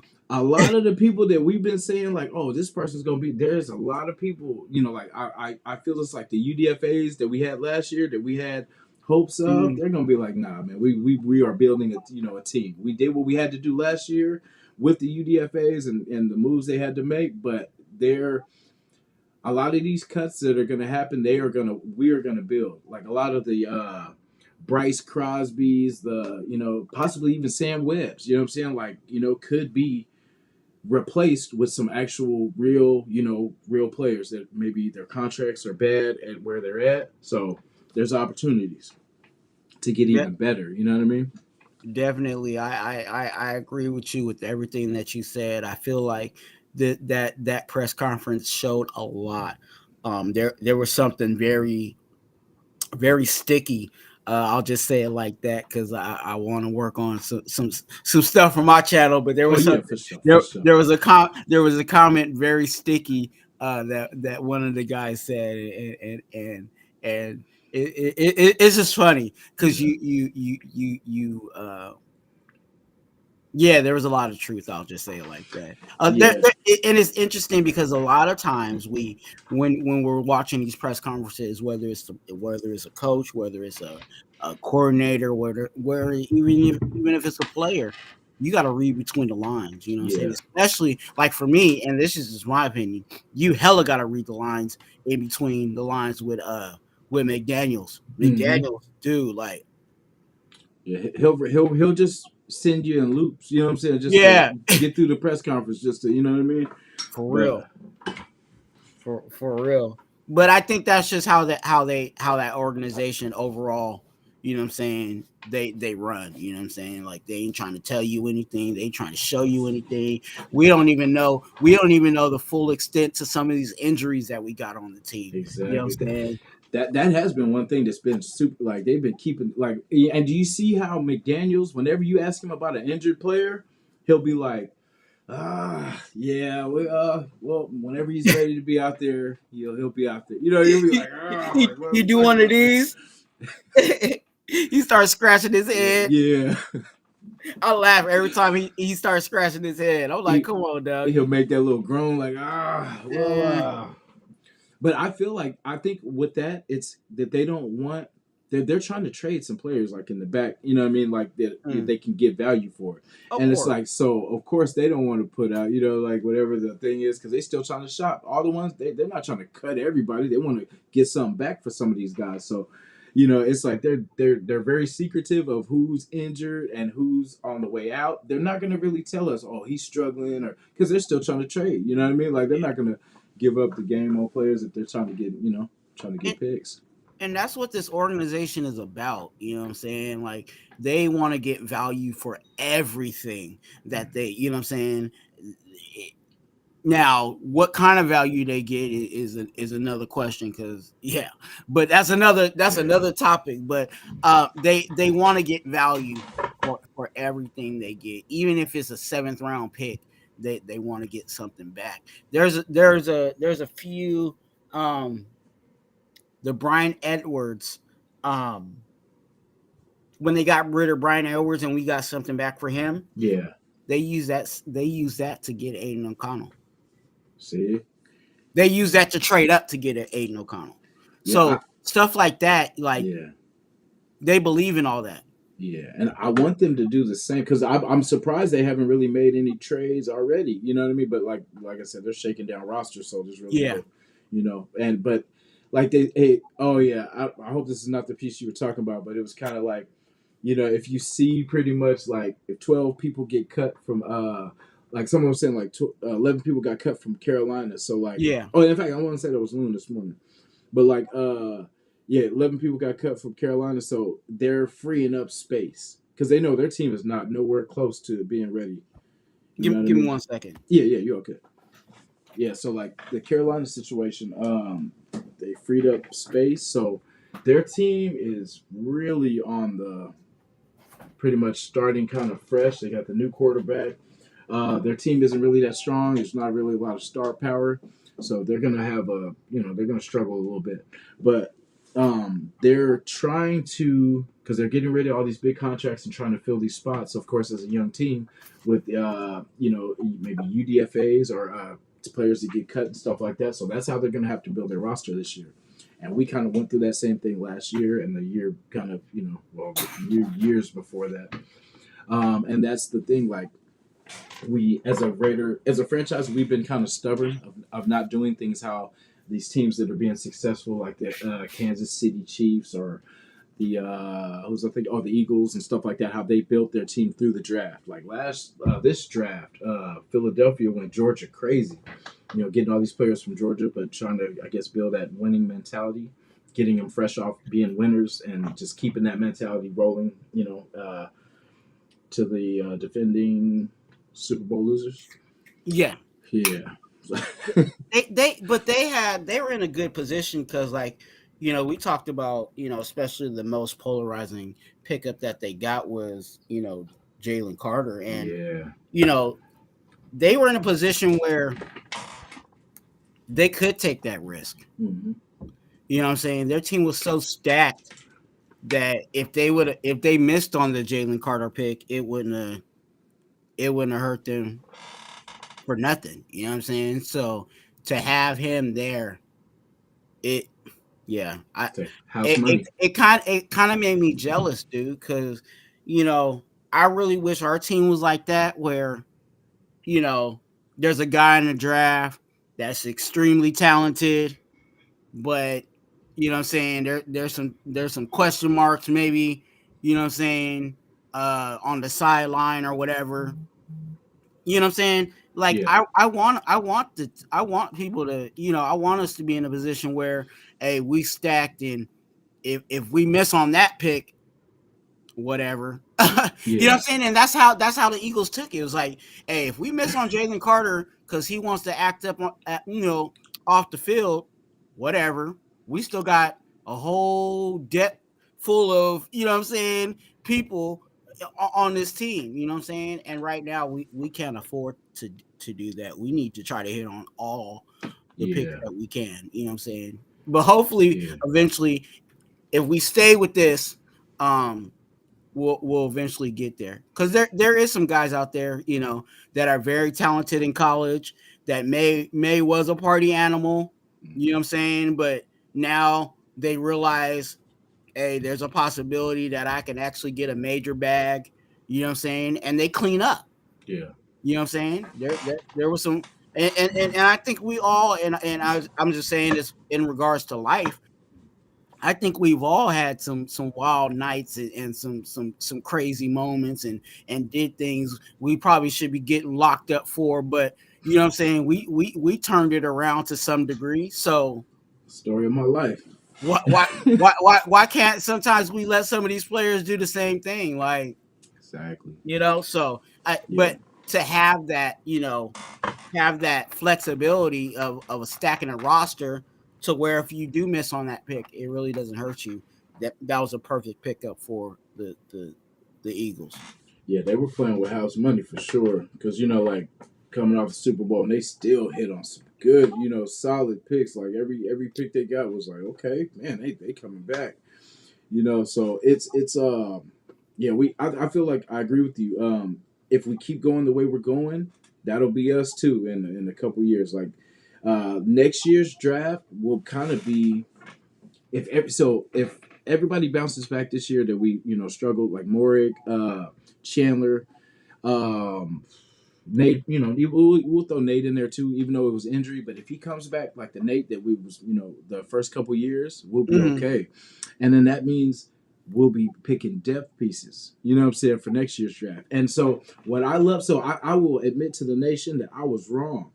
The Josh Jacobs situation, I thought that they were going to try to trade Josh for future picks for their quarterback next year. You know what I'm saying? I thought they were kind of working this situation where they could trade him for like a high second or first pick and get their quarterback for next year. But Mm. with the Aiden O'Connell draft this year, from what we're seeing, he's trending in the right direction. I'm not saying he's the one, but I'm saying like I'm liking what I'm seeing, and it's kind of like I just want Jimmy to do his thing this year and let the kid develop, let him get better, and just man, I'm excited to see that maybe we don't even have to look for a future QB no more. You know what I Yeah. mean? Like so, that's what I'm saying. Like I said, I'm not saying that he's the one yet because we got to see it, man. We got to see it on the field, but it's good to see like finally we made a good decision.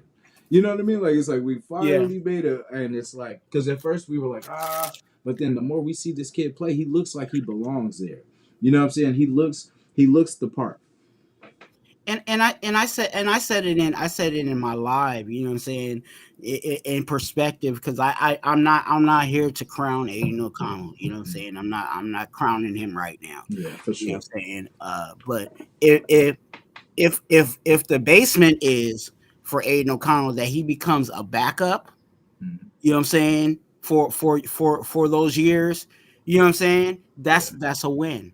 yeah, You know what I'm saying? That is a win because that means you're not paying a veteran, you know what I'm saying? And you know, one of my words that I use all the time on my channel is cheap labor. You know what yeah. I'm saying? That's a rookie contract. That's a rookie Hmm. contract. That's UDFAs. That's Hmm. what cheap labor pretty much is. So for me, if we could have Aiden O'Connell be a backup, and I'm not saying he's going to be a backup. Hmm. You know what I'm saying? He could be a starter. But if the basement of the production that we get out of him is is a backup for under his cheap labor contract, y'all, we winning. Yeah, it's We better than us winning. paying somebody else to be back there and then still lose games. So Exactly.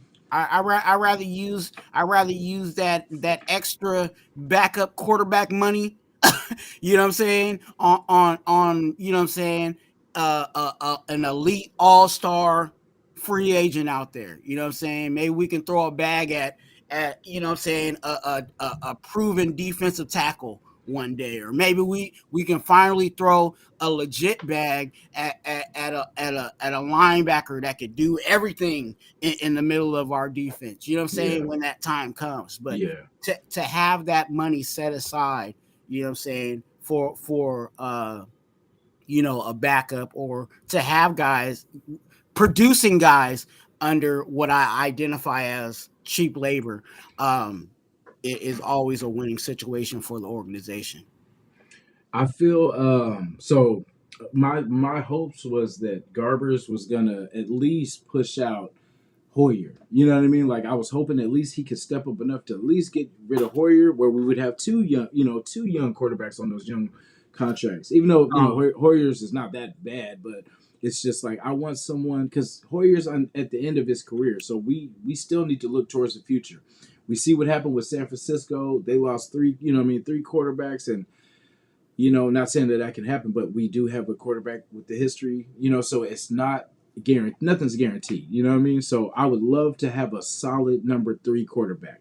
So if we got Jimmy, we got Aiden, we're good, 1, 2, but we need that third guy, like a solid third guy. And I feel like we could pick up somebody and replace Garbers and Hoyer easily with. I know there's another quarterback that's going to be out there that's going to be better. You know? yeah, I I'm a little higher on Garbers. I don't know why they're playing Garbers the way that they're doing them. Me Uh, neither, too. but again, we don't see what's in practice, so we don't know Yeah. what's going on. You know what I'm saying, on that side of it. But I agree with you. I still feel like even next year we need to draft another quarterback, Yeah. and it's because of, yeah, we need to get rid of Hoyer for sure. Yeah. Yeah. Um, I didn't want Hoyer over here in the first place, just to be honest with you. Yeah. But uh, we have to, like you said, one of the things that we've been missing in this organization is drafting quarterbacks for the future. You know what I'm saying? And it's for the future. Not saying we need to draft them and throw them out there right now. We Yeah. need to draft them. We need to mature them. We need to, let them cook. Let them marinate. And all of that. You know what I'm Hmm. saying? Behind the scenes, and then when it's time, whether it's injury or whatever situation, then we could trot them out. But I still feel like we need to draft another quarterback next year, Yeah. because Jimmy G is not going to be. It's not like all of a sudden Jimmy G is going to play well and then we'll sign him for another 3 to 4 years. I don't think that will be the case. I think this really is Jimmy's going to be here for maybe a year or two, Yeah. and goodbye. And I think I definitely agree because I feel like it's as fast as Aiden can develop, is how long Jimmy's going to be here. Because Jimmy is like a legit 1 to 2 year plan. Because it's really Mm, on his health. If he can stay healthy, he could be here 2 years. But if say he gets injured and he's kind of off and on, then I think Aiden might they might push Aiden into that starting competition. yeah, yeah. And again, I'm in the mode of you know help letting Aiden O'Connell uh get what he needs to get behind the scenes. I don't want to throw him out there to the fire because I've seen how that has damaged, Hmm. players by them just throwing them out there and not really giving them all the tools, because people forget that the college level and the NFL level is two different things. Yeah. It might look the same, but it ain't the same. And Aiden O'Connell, there's a lot. I'm glad even in his press conferences he talks about there's a lot that I need to learn. There's a lot that I need to, because there is a lot in the NFL game that he needs to still get. And I'm looking and I'm not saying that he can't go out there and win us a couple of games. I'm not saying that he doesn't have that capability, but if we really want, if we want, and I'm not, and I and please don't cancel me when I say this. If we want the next, Aaron Rodgers, if we want the next Patrick Mahomes, if we want the next Tom Brady, all those guys sat. Hmm. All those guys sat behind quarterbacks and learned before they were trotted out there. And if we could do that, um, we have a chance of allowing that player to get the maturity, and whatever else he needs to learn before the bullets truly start flying for him. I couldn't have said it better myself. I'm glad you said it too, because as you were saying that, I was thinking, of course, like Aaron Rodgers sat behind Favre. You had Drew Bledsoe, before he got Mm. injured, and then Tom, and it's like they learned, they seen them struggle, they seen their failures, learn, talk to them. How'd you make this mistake? What did you see here? It's like people were kind of trying to throw Aiden out there now, like, let's put him in there. No, we have a quarterback. We got 20 something million on the line with Jimmy. So we gotta be smart. We gotta play Jimmy. Jimmy, when healthy, can, do good things. He can win. He doesn't make the dumb mistakes, like, and I feel like and that's the thing, that's what I was trying to get to was Aiden has the best team around him to be successful too. Because when Mhm. you think about everyone else, like Bryce Young, CJ Stroud, they went to trash, that's how it goes. You go to trash teams, but he was picked later. So he got the opportunity to go to a better team. He's got Devontae, he's got Josh Jacobs. I mean, all you got to do is just get the ball to who you need to get it to. The really underrated pickup that we had, I think, was Jacoby Myers, because that is going to free up so much for both. You know what I mean? Like, he is going to eat, I feel, this year. He's probably going to be probably our leading yards guy, just because because Devontae is going to be double teamed. We got weapons everywhere, and it's just like you can't stop them all. So somebody's going to eat. If it's not Jacoby, it's going to be somebody. Somebody's going to eat. There's something very scary about that situation. And let me explain this to you guys. What can really happen? You got Da on one side, you got Jacoby Myers on the other side. Okay. Obviously, we're talking about Renfro in the slot, but just looking at the outside, Yeah. you have two number ones on the outside, and not only number ones on the outside, but you have players that can switch places. Yeah. Jacoby Myers could be the one on a play. Mhm. Da could be the number two in a play formation. So that plays with defenses. You know what I'm saying? To have wait, we know Devontae Adams is the best wide. And this is just I believe Devontae Adams is the best wide receiver in the game right now. So Okay. I, Not my fault. but people have different views. So wait, as a defensive player, I like think about this as a safety. Wait, Da is supposed to be lining up on the right. Why is he on the left? Why is Jacoby Myers on the? You know what I'm saying? Like Yeah. that plays with defensive minds. You know what I'm Mhm. saying? Like now you don't know who the one is because Jacoby Myers could be the one on a situation, and then Da could be the one on another play. Like it, Exactly. golly, like that's the kind of stuff that we have been asking for. Those are the things that we've been wanting. You know what I'm saying? It's similar to, and I'm not putting those guys in that caliber because I don't think they're even. I think our wide receivers are better than those, but I think it's almost like Cincinnati, I was saying the same thing because I where told they got we're two built like that. two number ones, and you don't Yeah. know. You know what I'm saying? Yeah. Who you gonna lock up that day? Because the other one could go off too. Like we got something going. So hopefully, like you said, hopefully our man can stay healthy.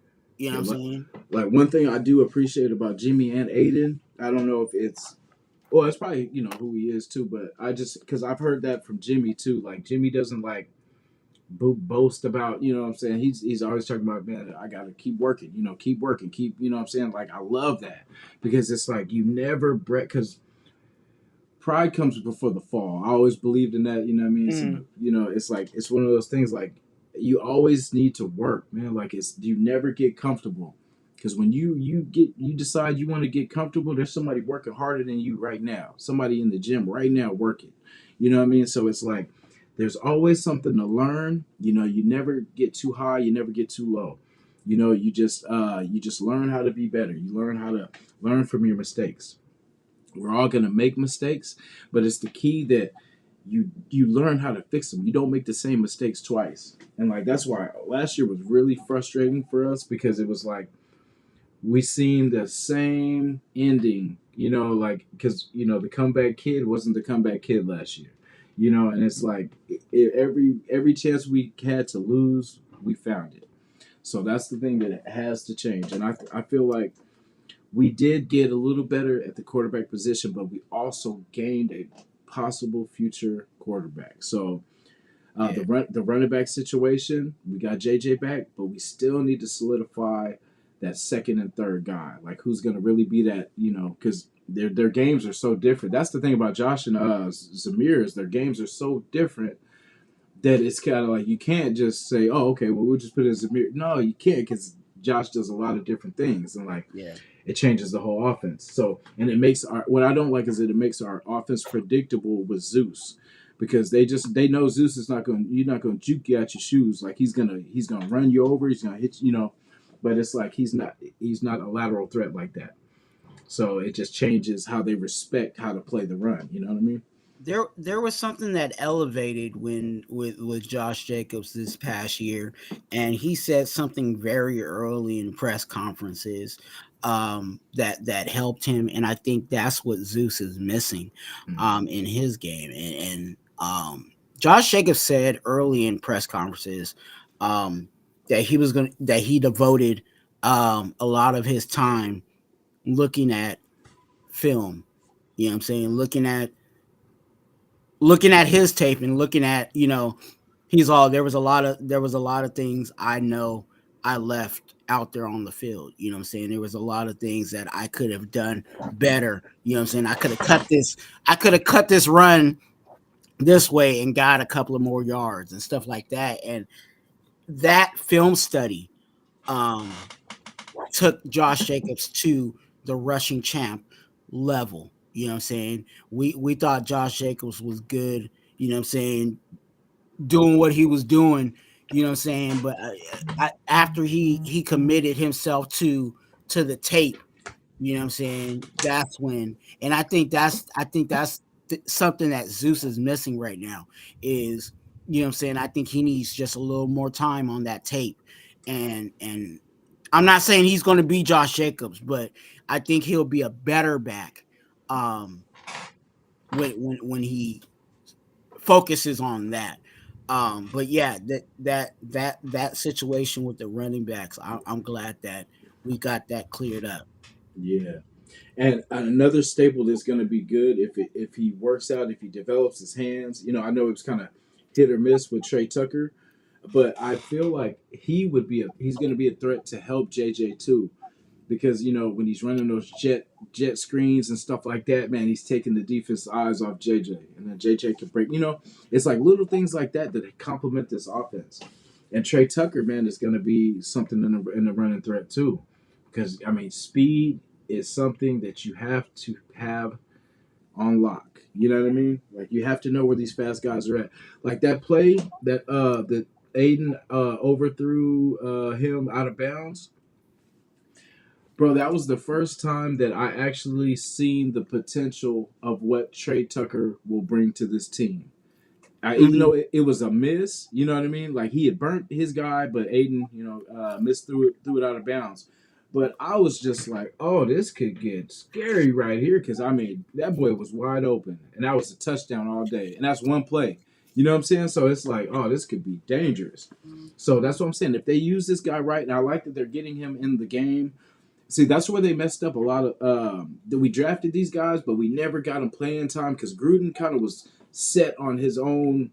Yeah, there's certain guys. And there was guys that we wanted to kind of get more in the game, but he kind of focused more on his guys and stuff like that. But I like that this team is getting these players involved now. Like this preseason, like this game today, honestly, for me, I'm looking forward to Denver, but it is important because the players are playing for their lives. So, and there are, the players we see are going to be on the outer cusp of the roster anyway. So, unless something crazy happens with injuries, we probably won't even see these guys. But it's good to see, I want to see some more Trey Tucker. I want to see him just get into game speed because we definitely need that part. Because imagine him taking the defenses out. You got DA across the middle. You know what I'm saying? Jacoby, Renfro. You can't stop everybody. You know? So. No, I agree with you. I think what, especially with this team, they have to, just stay healthy. And I of course I've been saying, keep Jimmy G in bubble wrap. You know what I'm saying? That situation, God. Yeah, I started having a little bit more faith because I thought he was going to be a little bit slower to kind of get going, just from how all the mini reports and stuff like that. But then when I see he was there for camp and just slowly working himself, and then a month is a good amount of time to get yourself, at least get yourself going or see where you're at, So that's enough time, and then we still got that break in between, the preseason since they killed the last game. They just give them pretty much an extra week to kind of get ready. So, they still got some time to get ready. Denver's going down by the second. Like their wide receivers are going down seems like every week. So that situation, you're talking about the Jerry Jeudy? Yeah. That situation that might actually help them. Yeah. Oh, you think so? Yeah. Because you and people don't talk about this too, but you know what I'm saying, that actually might help them because Jerry Jeudy be dropping balls. Yeah, we lucked out. We missed out on the next person up. Probably got better hands than Jeudy. Yeah, that means what's his name, Mims? I think Mims went there too, right? Yeah, Marvin Mims. So that's going to probably push him. And then they'll be picking up players. But then that's the thing; they're going to have to build chemistry With Russell Wilson, he's already struggling. So now he's got to get used to different receivers, and it's forcing people that they probably weren't never going to start, and now they got to start. So this is the chance to be aggressive for our young guys to get comfortable. Blitz these guys. You know what I'm saying? Like they're going through it. Hit them where it hurts, man. Like no mercy. We got to Yeah, take care of the Denvers. We got to take care of the chart. We have to battle the Chargers. Chargers look kind of, they like they can put up points. So we gotta. I said it, what I'm saying, because I've been hearing, what I'm saying, the rumblings within the nation and stuff like that, man, and just uh it the rumblings of the nation, and a lot of people are jumping towards the Bills game, and I'm like, dude, don't sleep on the Broncos. Not saying that the Broncos are super good, but when you sleep on a team, you'll mess around and get slept. You know what I'm saying? And especially how erratic the Broncos are. You know what I'm saying? They Yeah. look horrible one day and then they look good the next. You know what I'm saying? So you just have to take it one at a time, you know what I'm saying? And they got a new coach. We don't know, you know what I'm saying, what he got up his sleeve. We don't know, you know what I'm saying, if he got his system fully in there yet. There's a lot of ups and downs with these Broncos. So I would not sleep on, you know what I'm saying? I'm not saying, oh yeah, they about to blow us out or anything like that, but let's take it one week at a time, you know what I'm saying? Yeah. Yeah, for sure. Like, I always try to focus on, week one, Uh-huh. and it's like, I felt like we've been talking a lot of mess about the Broncos, us owning them and the last stuff. So I know they're hearing this stuff. So I don't expect them to lay down whatsoever. But it's like we have to. Our responsibility is beating the teams that we're supposed to beat. Shout to Ben Milkabeezy, Jayhawk Raider. Appreciate you guys being here too, man. I seen you guys. I just we were kind of getting into this combo, but appreciate you guys coming through. And it's coming to Ben said KJ Hamler and Ben and Mims aren't better than Judy. Like I don't see. I'm not too familiar with Mims. Like and Hamler. I don't know. Oh yeah, he went down already too. Yeah, I think Ham KJ's out, I think. But yes. I said it in a sense. I don't know if you heard me, Ben, but I said it in a sense that their hands are better than Judy's. Judy got the drops. You know what I'm Yeah, dude. saying? He Yeah, really do. And I don't know what it is about. You know what I'm saying? I don't want to say all Alabama wide receivers, but there's a good class in Alabama wide receivers that got the issues of the drops, and that's the issue. And I'm glad that leads me into what you were saying earlier about Tucker. I think he yeah. needs to change his number, because I think that that The, that 89, that he, spirit of 89. I he got think the I think Cooper. that's He got the Cooper curse. yeah, I think it got that Cooper drops on it. You know what I'm saying? And we need that out of his system.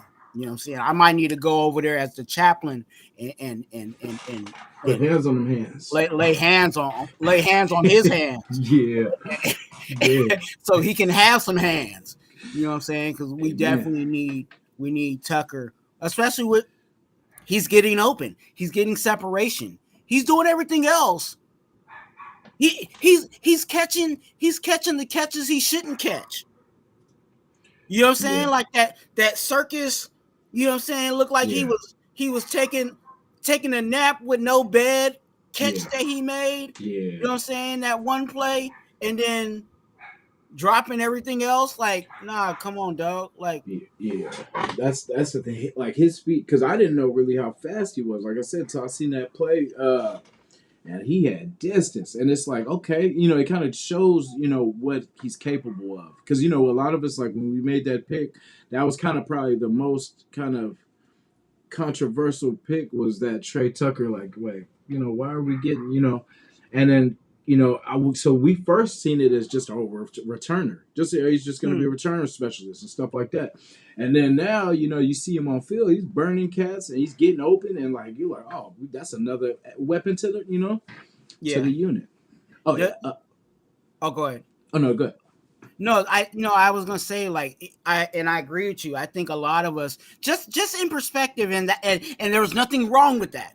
Um, in perspective, I think we all were like, oh yeah, he's just gonna baseline. We're all looking baseline, right? Like if he becomes our special teams guy, what I'm saying, return game, cool.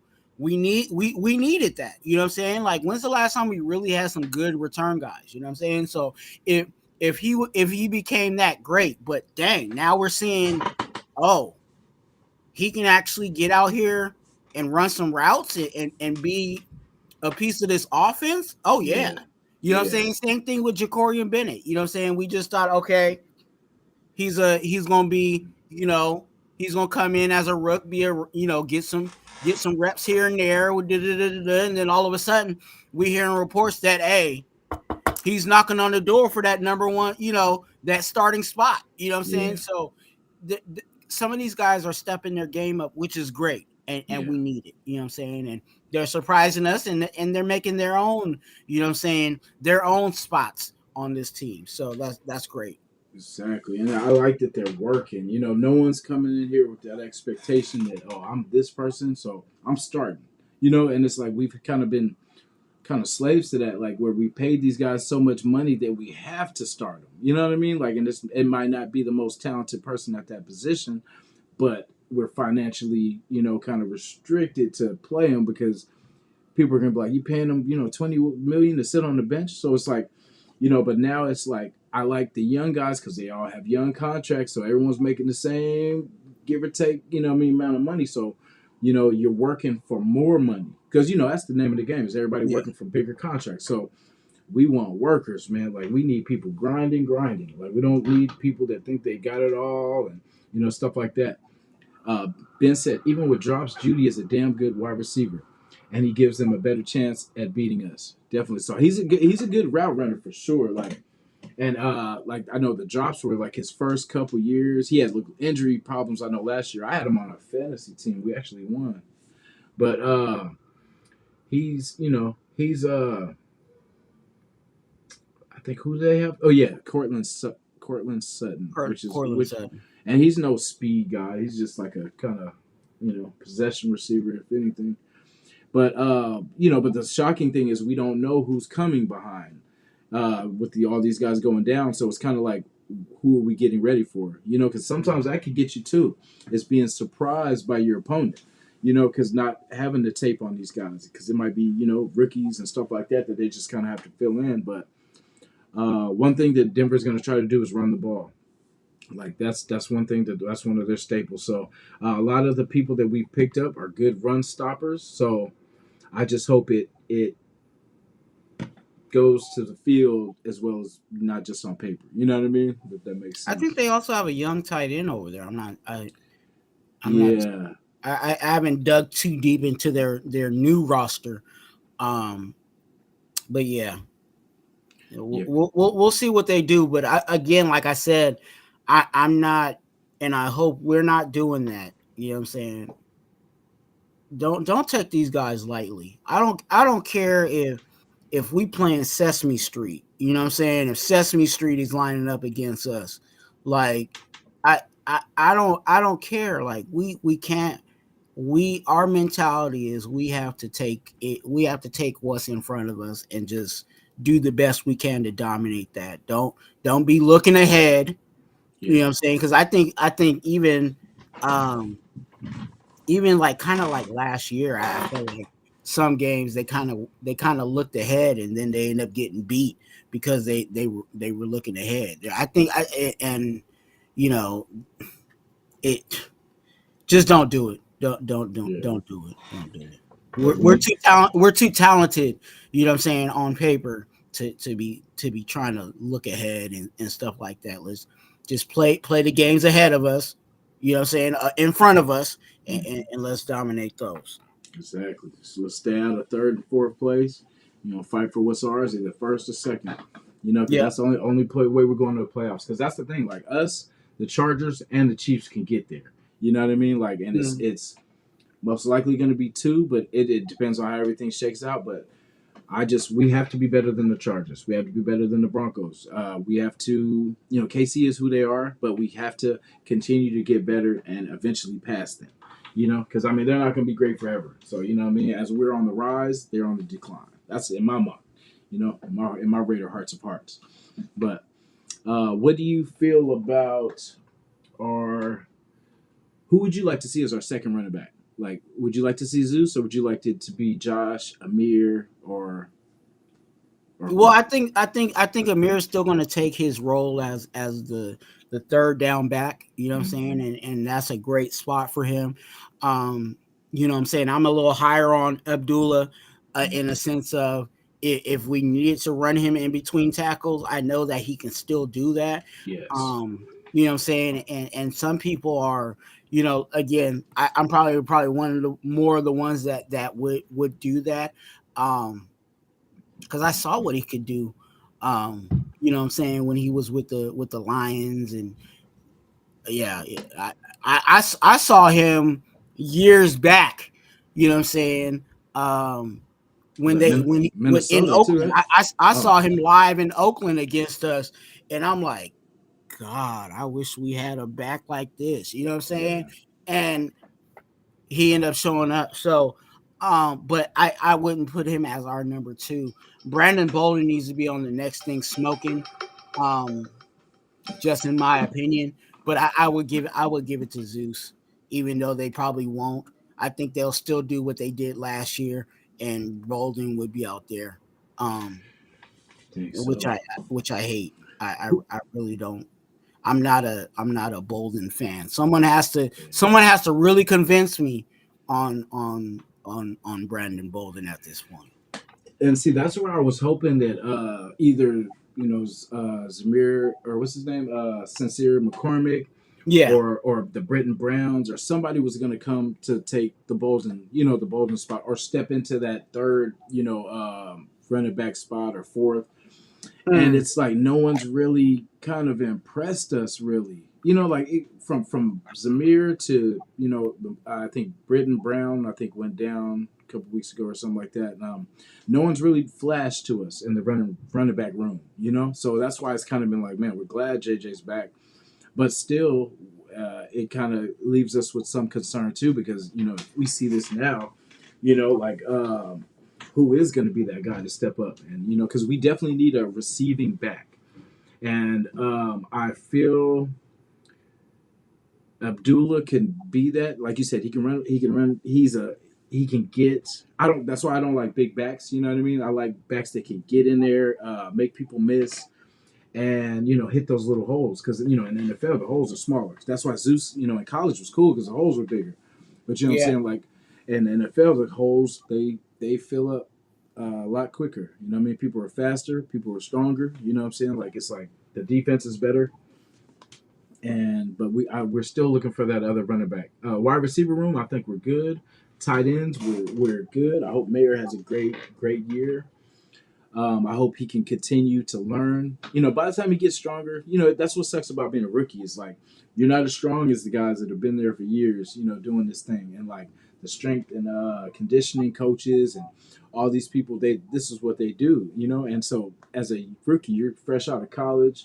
You're not the biggest, not the strongest. You're still growing. You're still developing your body. So like it takes a while, So it's like you're gonna get knocked around first couple years and stuff like that. That's why the speed guys really kind of kind of up and down, because like the speed is everything, and if you're injured, you have no speed. It just takes away from what you're good at. That's like Lamar Jackson. Like when he's healthy, he's one of the best, to do it. Like he can run everything like that, but when he's injured, it takes away from what makes him great, and he just becomes a regular quarterback now. And that's why his throwing is put on display every time he's injured, because it's like he can't do what he usually can do. So yeah. like it's a lot of levels to this thing, man. So on paper we look great. We got these Cowgirls today. Yes, sir. Can't wait. I just love seeing just Raider football. It's just gonna be good to see. Shout out to my brother, man. Unfortunately he's a Raider fan, or he's a Cowboy fan. But he knows they're on the Oh, yeah. oh, he Yeah. See. That's the issue, you guys. We need to campaign for these nurses and doctors to get paid a little more, so they don't drop these babies on their heads. Yeah. You know what I'm saying? Like that's what happens. You know what I'm saying? Like these nurses, they don't get paid enough. You know what I'm saying? These doctors don't get paid enough, and they drop these babies on their heads, The and Jerry Judy hands. then they got the Jerry Judy hands, and then they become, you know what I'm saying, cowboy fans like Yeah. that. Come on now, let's do better. Let's support our nurses and doctors Yeah, for real. Yeah, it for real. sucks to be him, but you know I can give him a little shout out. You know, it's probably gonna be a massacre today, so I just gotta say, hey, whatever happens, I still got love for you. You know. Excuse my sarcasm, dog. But yeah. Hey, look. Yeah, come on now. Let's do a little better than that. Yeah, so like, let me see. We talked about tight end room. We talked about the defense. Our DB room is locked down. Safeties, we really haven't heard nothing really from our safety room, like a lot.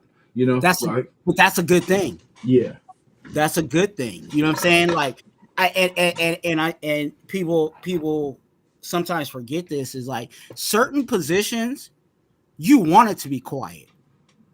You know what I'm saying? Like, yeah, if you don't hear anything noise from our safeties, that means they're doing their job. yeah, You know what I'm saying? Like, so I'm cool with it being, you know, of course, when there's an interception that makes noise, but yeah. you know, if we're not getting beat over the top, you know what I'm saying, and I don't think we have.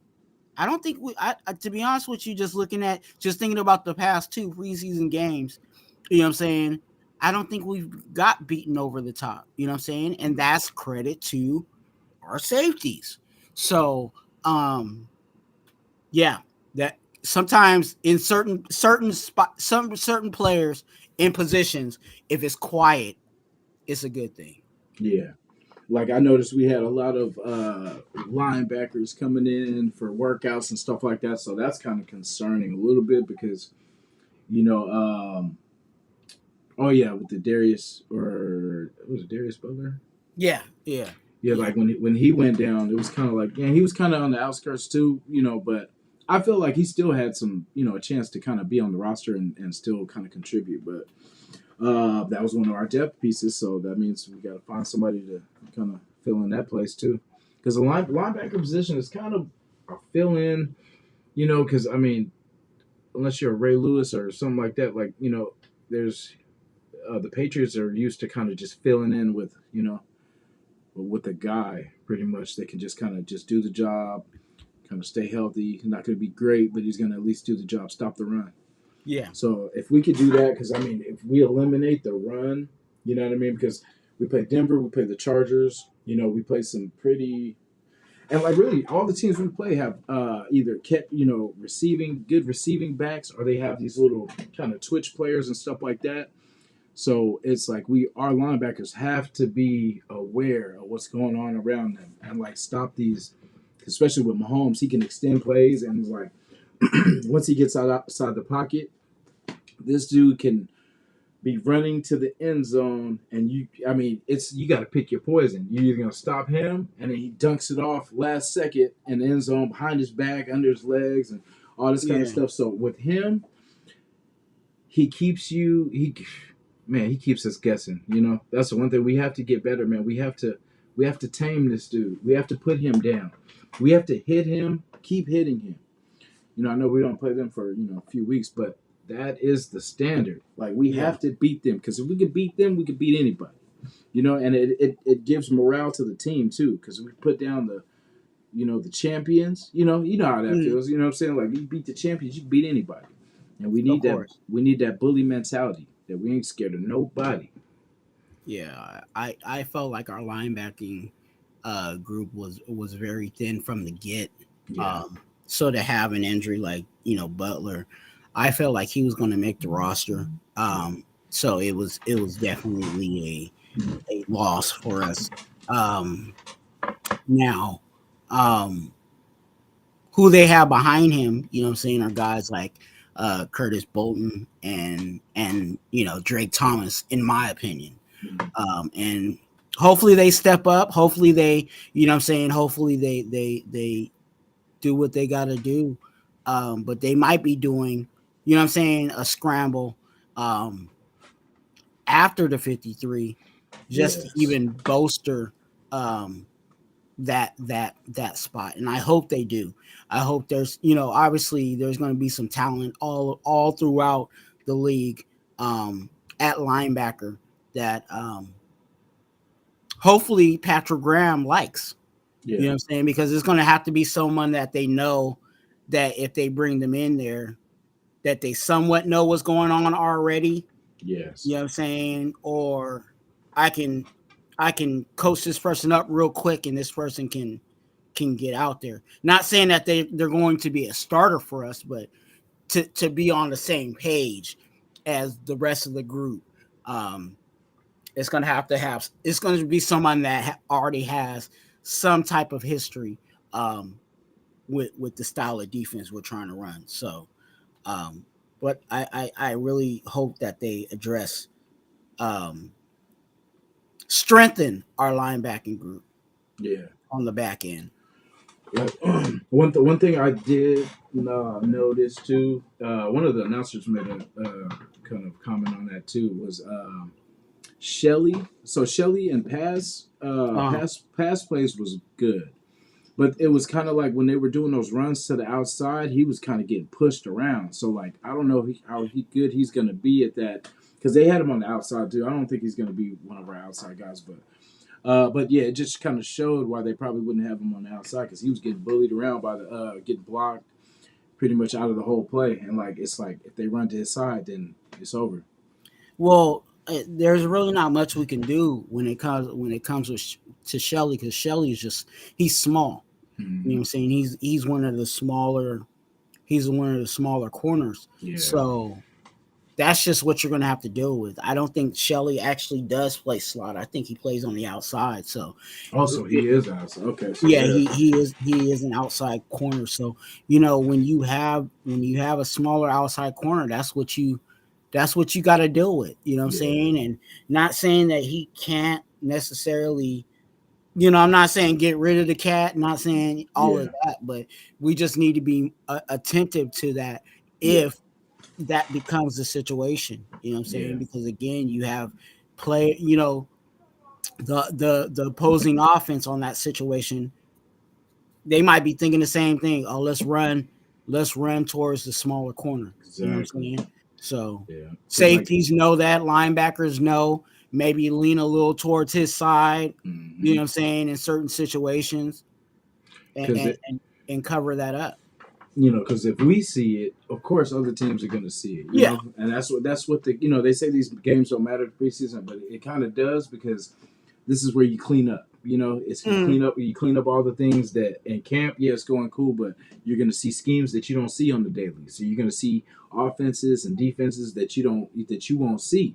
So it's like you always want to see those new wrinkles, those new, like situations where basically like if this happens, okay, so what if I get pressed on this play? How are you gonna still get out of it and still be on time for my route or get to a place where I can, help my quarterback out. So it's a lot of yeah.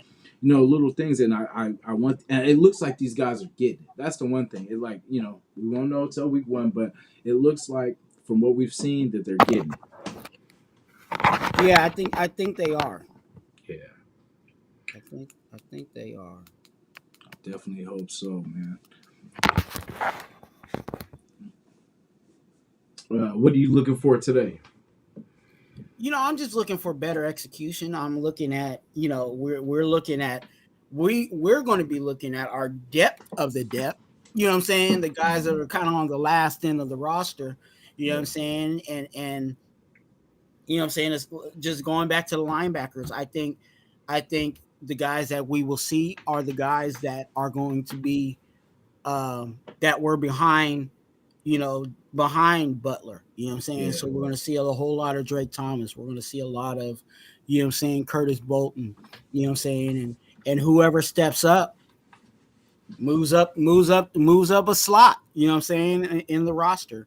You know what I'm saying you're gonna see Chris Smith. You know what I'm Yeah, saying in the safety room. Call him out. You know what I'm saying he's gonna be out there. Um, who else? Who else? Who else? Who else? Who else? Nestor J. Silvera. You know what I'm yeah, saying at the tackle. You know what I'm saying. David Long might be out there. yeah. Um, I'm not too familiar with David Sam, Long, but I've heard his name a lot come up in camp too. So he's the veteran out of the Rams. You know what I'm yeah, saying? You have Sam Webb is going to be out there. Yeah, the bottom guys. You know what I'm saying? yeah, A lot of the guys on the bottom that are on the bubble. yeah, Let's just say it like that. That are really on the bubble um, of this roster. They're going to be out there, and I want to see that. I really do. I want to see Chase Garbers get yeah. more snaps than I, freaking, I you know what I'm want to see saying, him 3 minutes in the at fourth least quarter. a half. Like I wanted to see Garbers play a half. Like if it was Aiden start and then Garbers closed out the second half. Yeah, Because yeah. Hoyer, we don't need to see no more Hoyer. We've seen enough. No. Horror is horrible. Yeah, we might actually lose this game if we put Hoyer in the game. Look, I said this, dog. You know, and I'm joking, but I might be very serious about this. If Jimmy G goes down and they tried out Hoyer, It's over. I'm doing mock drafts Yeah, on week my two. live. Hey, week two. I We I'm on. look, I might send you the link, dog. We might have to simulcast. I You know what I'm got you, saying? Hey, these is the quarterbacks that's coming up out of out, man. out of the next draft, dog. Like Yeah, I'm serious because yeah, I have more faith in Aiden, and it's it's a his wrap. first year. You know, because it's like Hoyer's going to be what he's been. Like, there hasn't even been like no sparks of like greatness. You know what I mean? Like, so I if it comes down to that, I'd rather see Aiden because at least he's going to be here for the future. You know? And that pick was a indicator. And I hate to identify a player just off of one play, but that pick six that Hoyer made, Yeah. that was an indicator of really who he is, to be honest with you. He Hmm. is now at a place where he knows where the ball's supposed to go, but he physically doesn't have the capabilities of consistently getting the ball to where it needs to go. Yeah. And that's exact that was the right play. You know what I'm saying? The tight end was wide open. You know, not wide open, but he was open. You know what I'm saying? Hmm.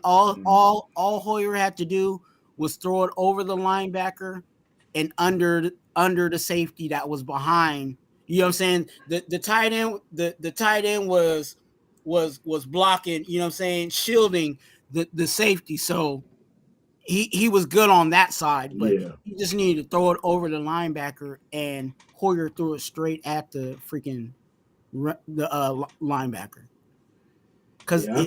he physically his touch he ain't got it like that. You know what I'm saying? So that's who you got. He knows where to put the ball. He knows where it needs to go. That's why I call him the encyclopedia, because he can tell Aiden O'Connell where the ball needs to go, but he ain't gonna be able to show him where the ball needs to go. You know what I'm saying? Hey, Yeah. he just says, "Hey, throw it over there, dog." Like, you know what I'm saying? And sometimes that's what you need. You know what I'm saying? I'm okay with Hoyer doing that.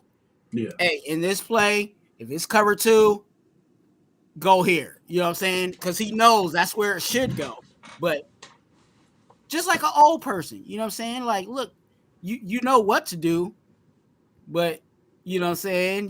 You too old now, and you can't do it like you used to do it. You know what I'm Yeah. saying? And that, I think that's where Hoyer's at. Yeah. See, that's why I would love for Garbers. I would love for Garbers. Excuse me. I would love for Garbers to step up. Because Yeah. if anything, if we're gonna keep a third, we might as well keep a younger guy and someone that can do a little bit more. But I mean, I don't know how I'm a garbage guy too, but Mm, I know we could upgrade. You know what I'm saying? There's somebody out there of that can course, get to, you know what I mean. But I like garbage. I would love for him to succeed too. You know what I mean? And take his spot, take Hoyer's spot, and get him out of here. Um, Marcus Peters, I'm excited for that. I'm glad he made it to his team. I just hope that as you get older too. That's the thing. Like he's maturing too. And a lot of people when they're younger, we make mistakes. We attitude problems and all this kind of stuff. But he's getting up there in age, and like he's really been working with the guys. Like he's been shadowing all the guys, telling them how to get better, how to and that takes maturity. Yes, that's the type of person we want on this team. Not a selfish person that's trying to keep everything to himself, not trying to develop other guys because the success of the team is the most important thing. It doesn't matter if the person behind me is better, as long as mm, we win the game. I don't care. We're fighting for the same goal, so it should never be about individuals. And like I like how this team they're gelling. We haven't been hearing about fights and arguments between the team. Like the only hype we had was Max Crosby and Jimmy G going back and forth in practice. That's about the most dramatic stuff we had. That was just healthy competition. of course, Yeah, of course, man. And I'm glad that you know um, there is that. You know what I'm saying? Because we and I was hoping through this preseason that we didn't have like this cakewalk of production. I wanted to have the ups and downs because all of those things build character.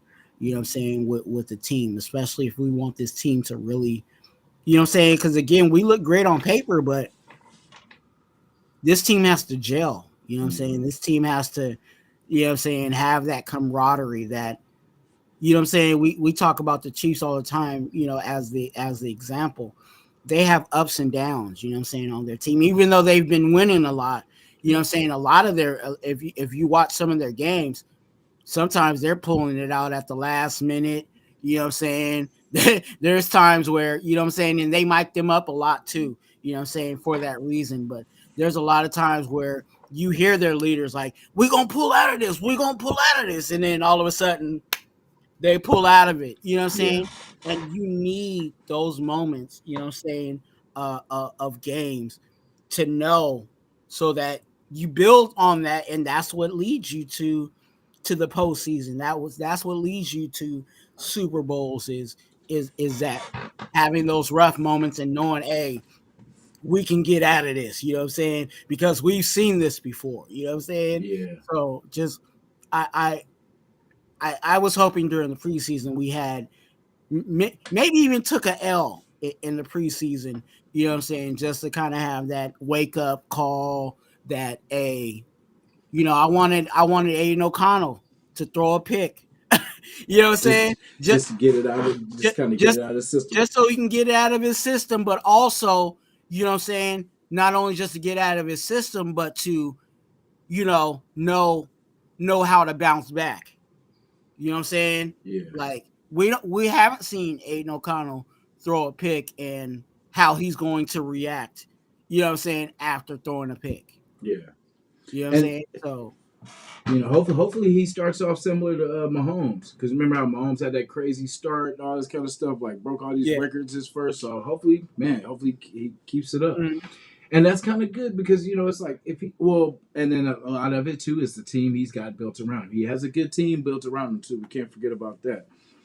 So like he's going to be able to kind of make a little bit more mistakes with our team than and it's not really going to show, yeah. because we're built, we got everything he needs around him. So, but excited Yeah. for the kid. But I mean, like we kind of skip over Jimmy. You know what I mean? Just expecting Aiden to kind of be the you know one that's going to come in, I guess, soon. But I mean, I'm excited just to see Jimmy. Just do what he does. Get the ball out. Just win some games. We got a good team around him, so he doesn't really have to do a lot. Just get the ball out. Yeah, and hear me out on this. I'm not. It's not that I'm not excited about our starting quarterback. I'm just more in the mode of let's keep him in bubble wrap. Yeah, You know what I'm saying? I yeah, think that's kind of the main thing for me. Is like if we could just keep that cat in some bubble wrap. You know what I'm yeah. saying?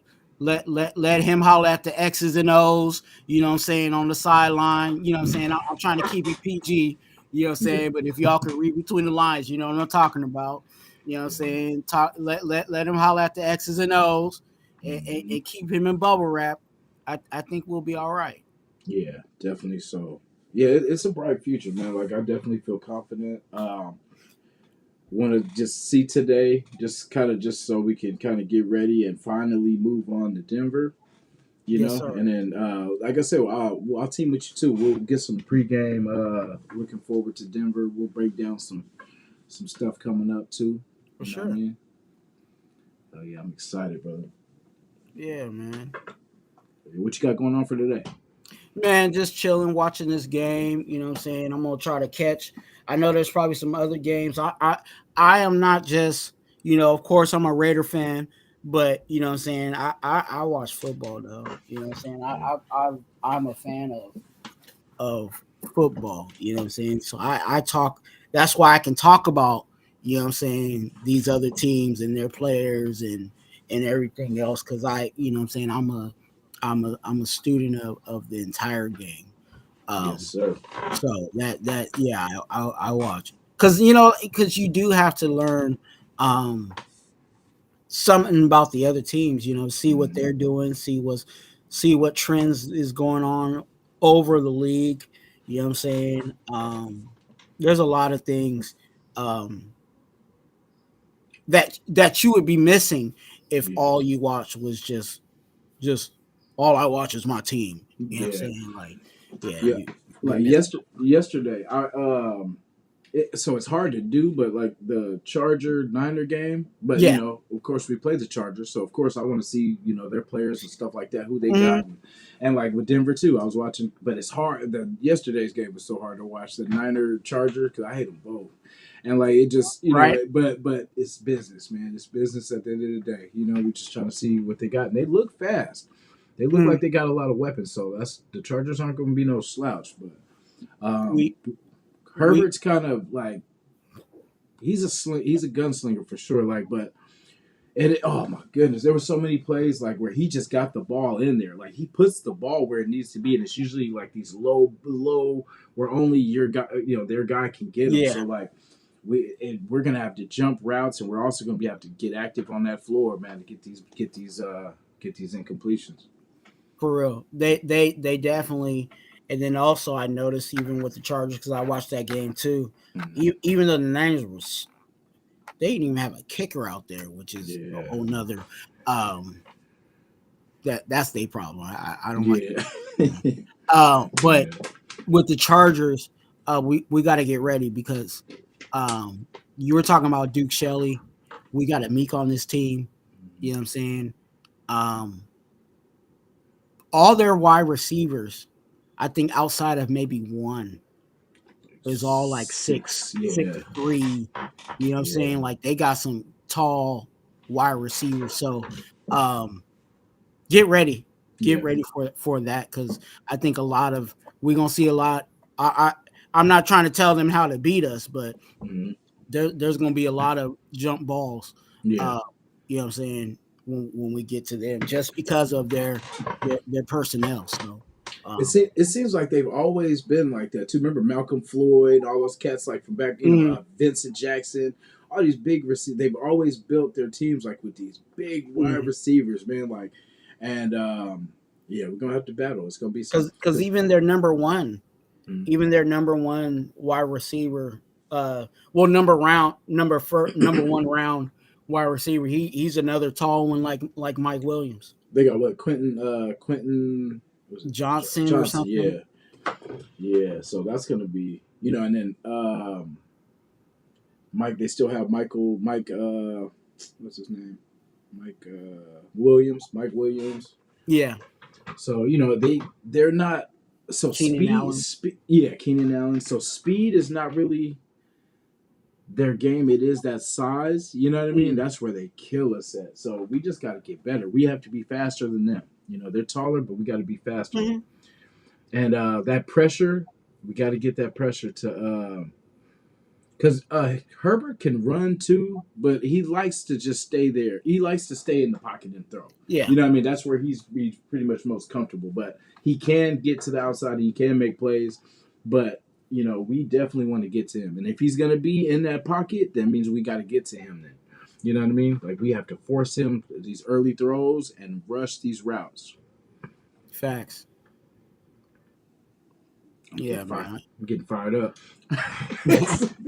Hey, I mean, we getting closer and closer to some real bullets flying. You know what I'm saying? And like, I get excited about it every time. You know what I'm saying? I'm over here just excited about this freaking preseason game just to see our colors out there running around. Exactly. It ain't even our starters, but you know what I'm saying? The only starters we gonna see today is Carlson and AJ Cole. Yeah.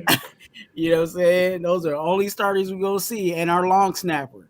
You know what I'm saying? But hopefully one of these tight ends can kind of pop out too. Like what's the guy? Forrest Fotheringham, I think. Our tight end room. Tight end room, Hollister, Horsted, and Fotheringham. Those are the guys that are going to be fighting for that last I think that last tight end spot. So we'll see who gets active. I think last year was Horsted. He was kind of like the tight end hero. You know what I'm saying? This year, so far, has been Fotheringham. You know what I'm saying? And then you have Hollister, who's the veteran. You know what I'm saying? More like a good blocking tight end. So we'll see what they really want to do with that last spot. Hell yeah. Should be a good one, man. I done had the nation hostage for 2.5 hours. Man, I'm gonna let you go, brother, so we can get ready for this game. See who else is. I don't want to step on anybody's toes if anybody else is going on live too. So I think everybody's going live at random just because of the hot news. So I think everybody's stepping on everybody's toes at this. Yeah, that's why I was like, damn, I get you, bro. right before I was about to go on. I'm like, damn, this is hot news right now. Yeah. Yep. I appreciate you coming, man, blessing the platform. We got to do this again for sure. Hey, anytime, man. You already know. Just send the bat signal, and you know what I'm saying. If I can, you know what I'm saying, I'll definitely show up, man. Thanks for having me, man. For real. Always, man. My pleasure, man. Thanks for blessing the platform, man. Appreciate you. Yes, sir. Raider Nation, man. You know we love you. Let's get this win. Beat them boys. Beat them Cowgirls. Let's go.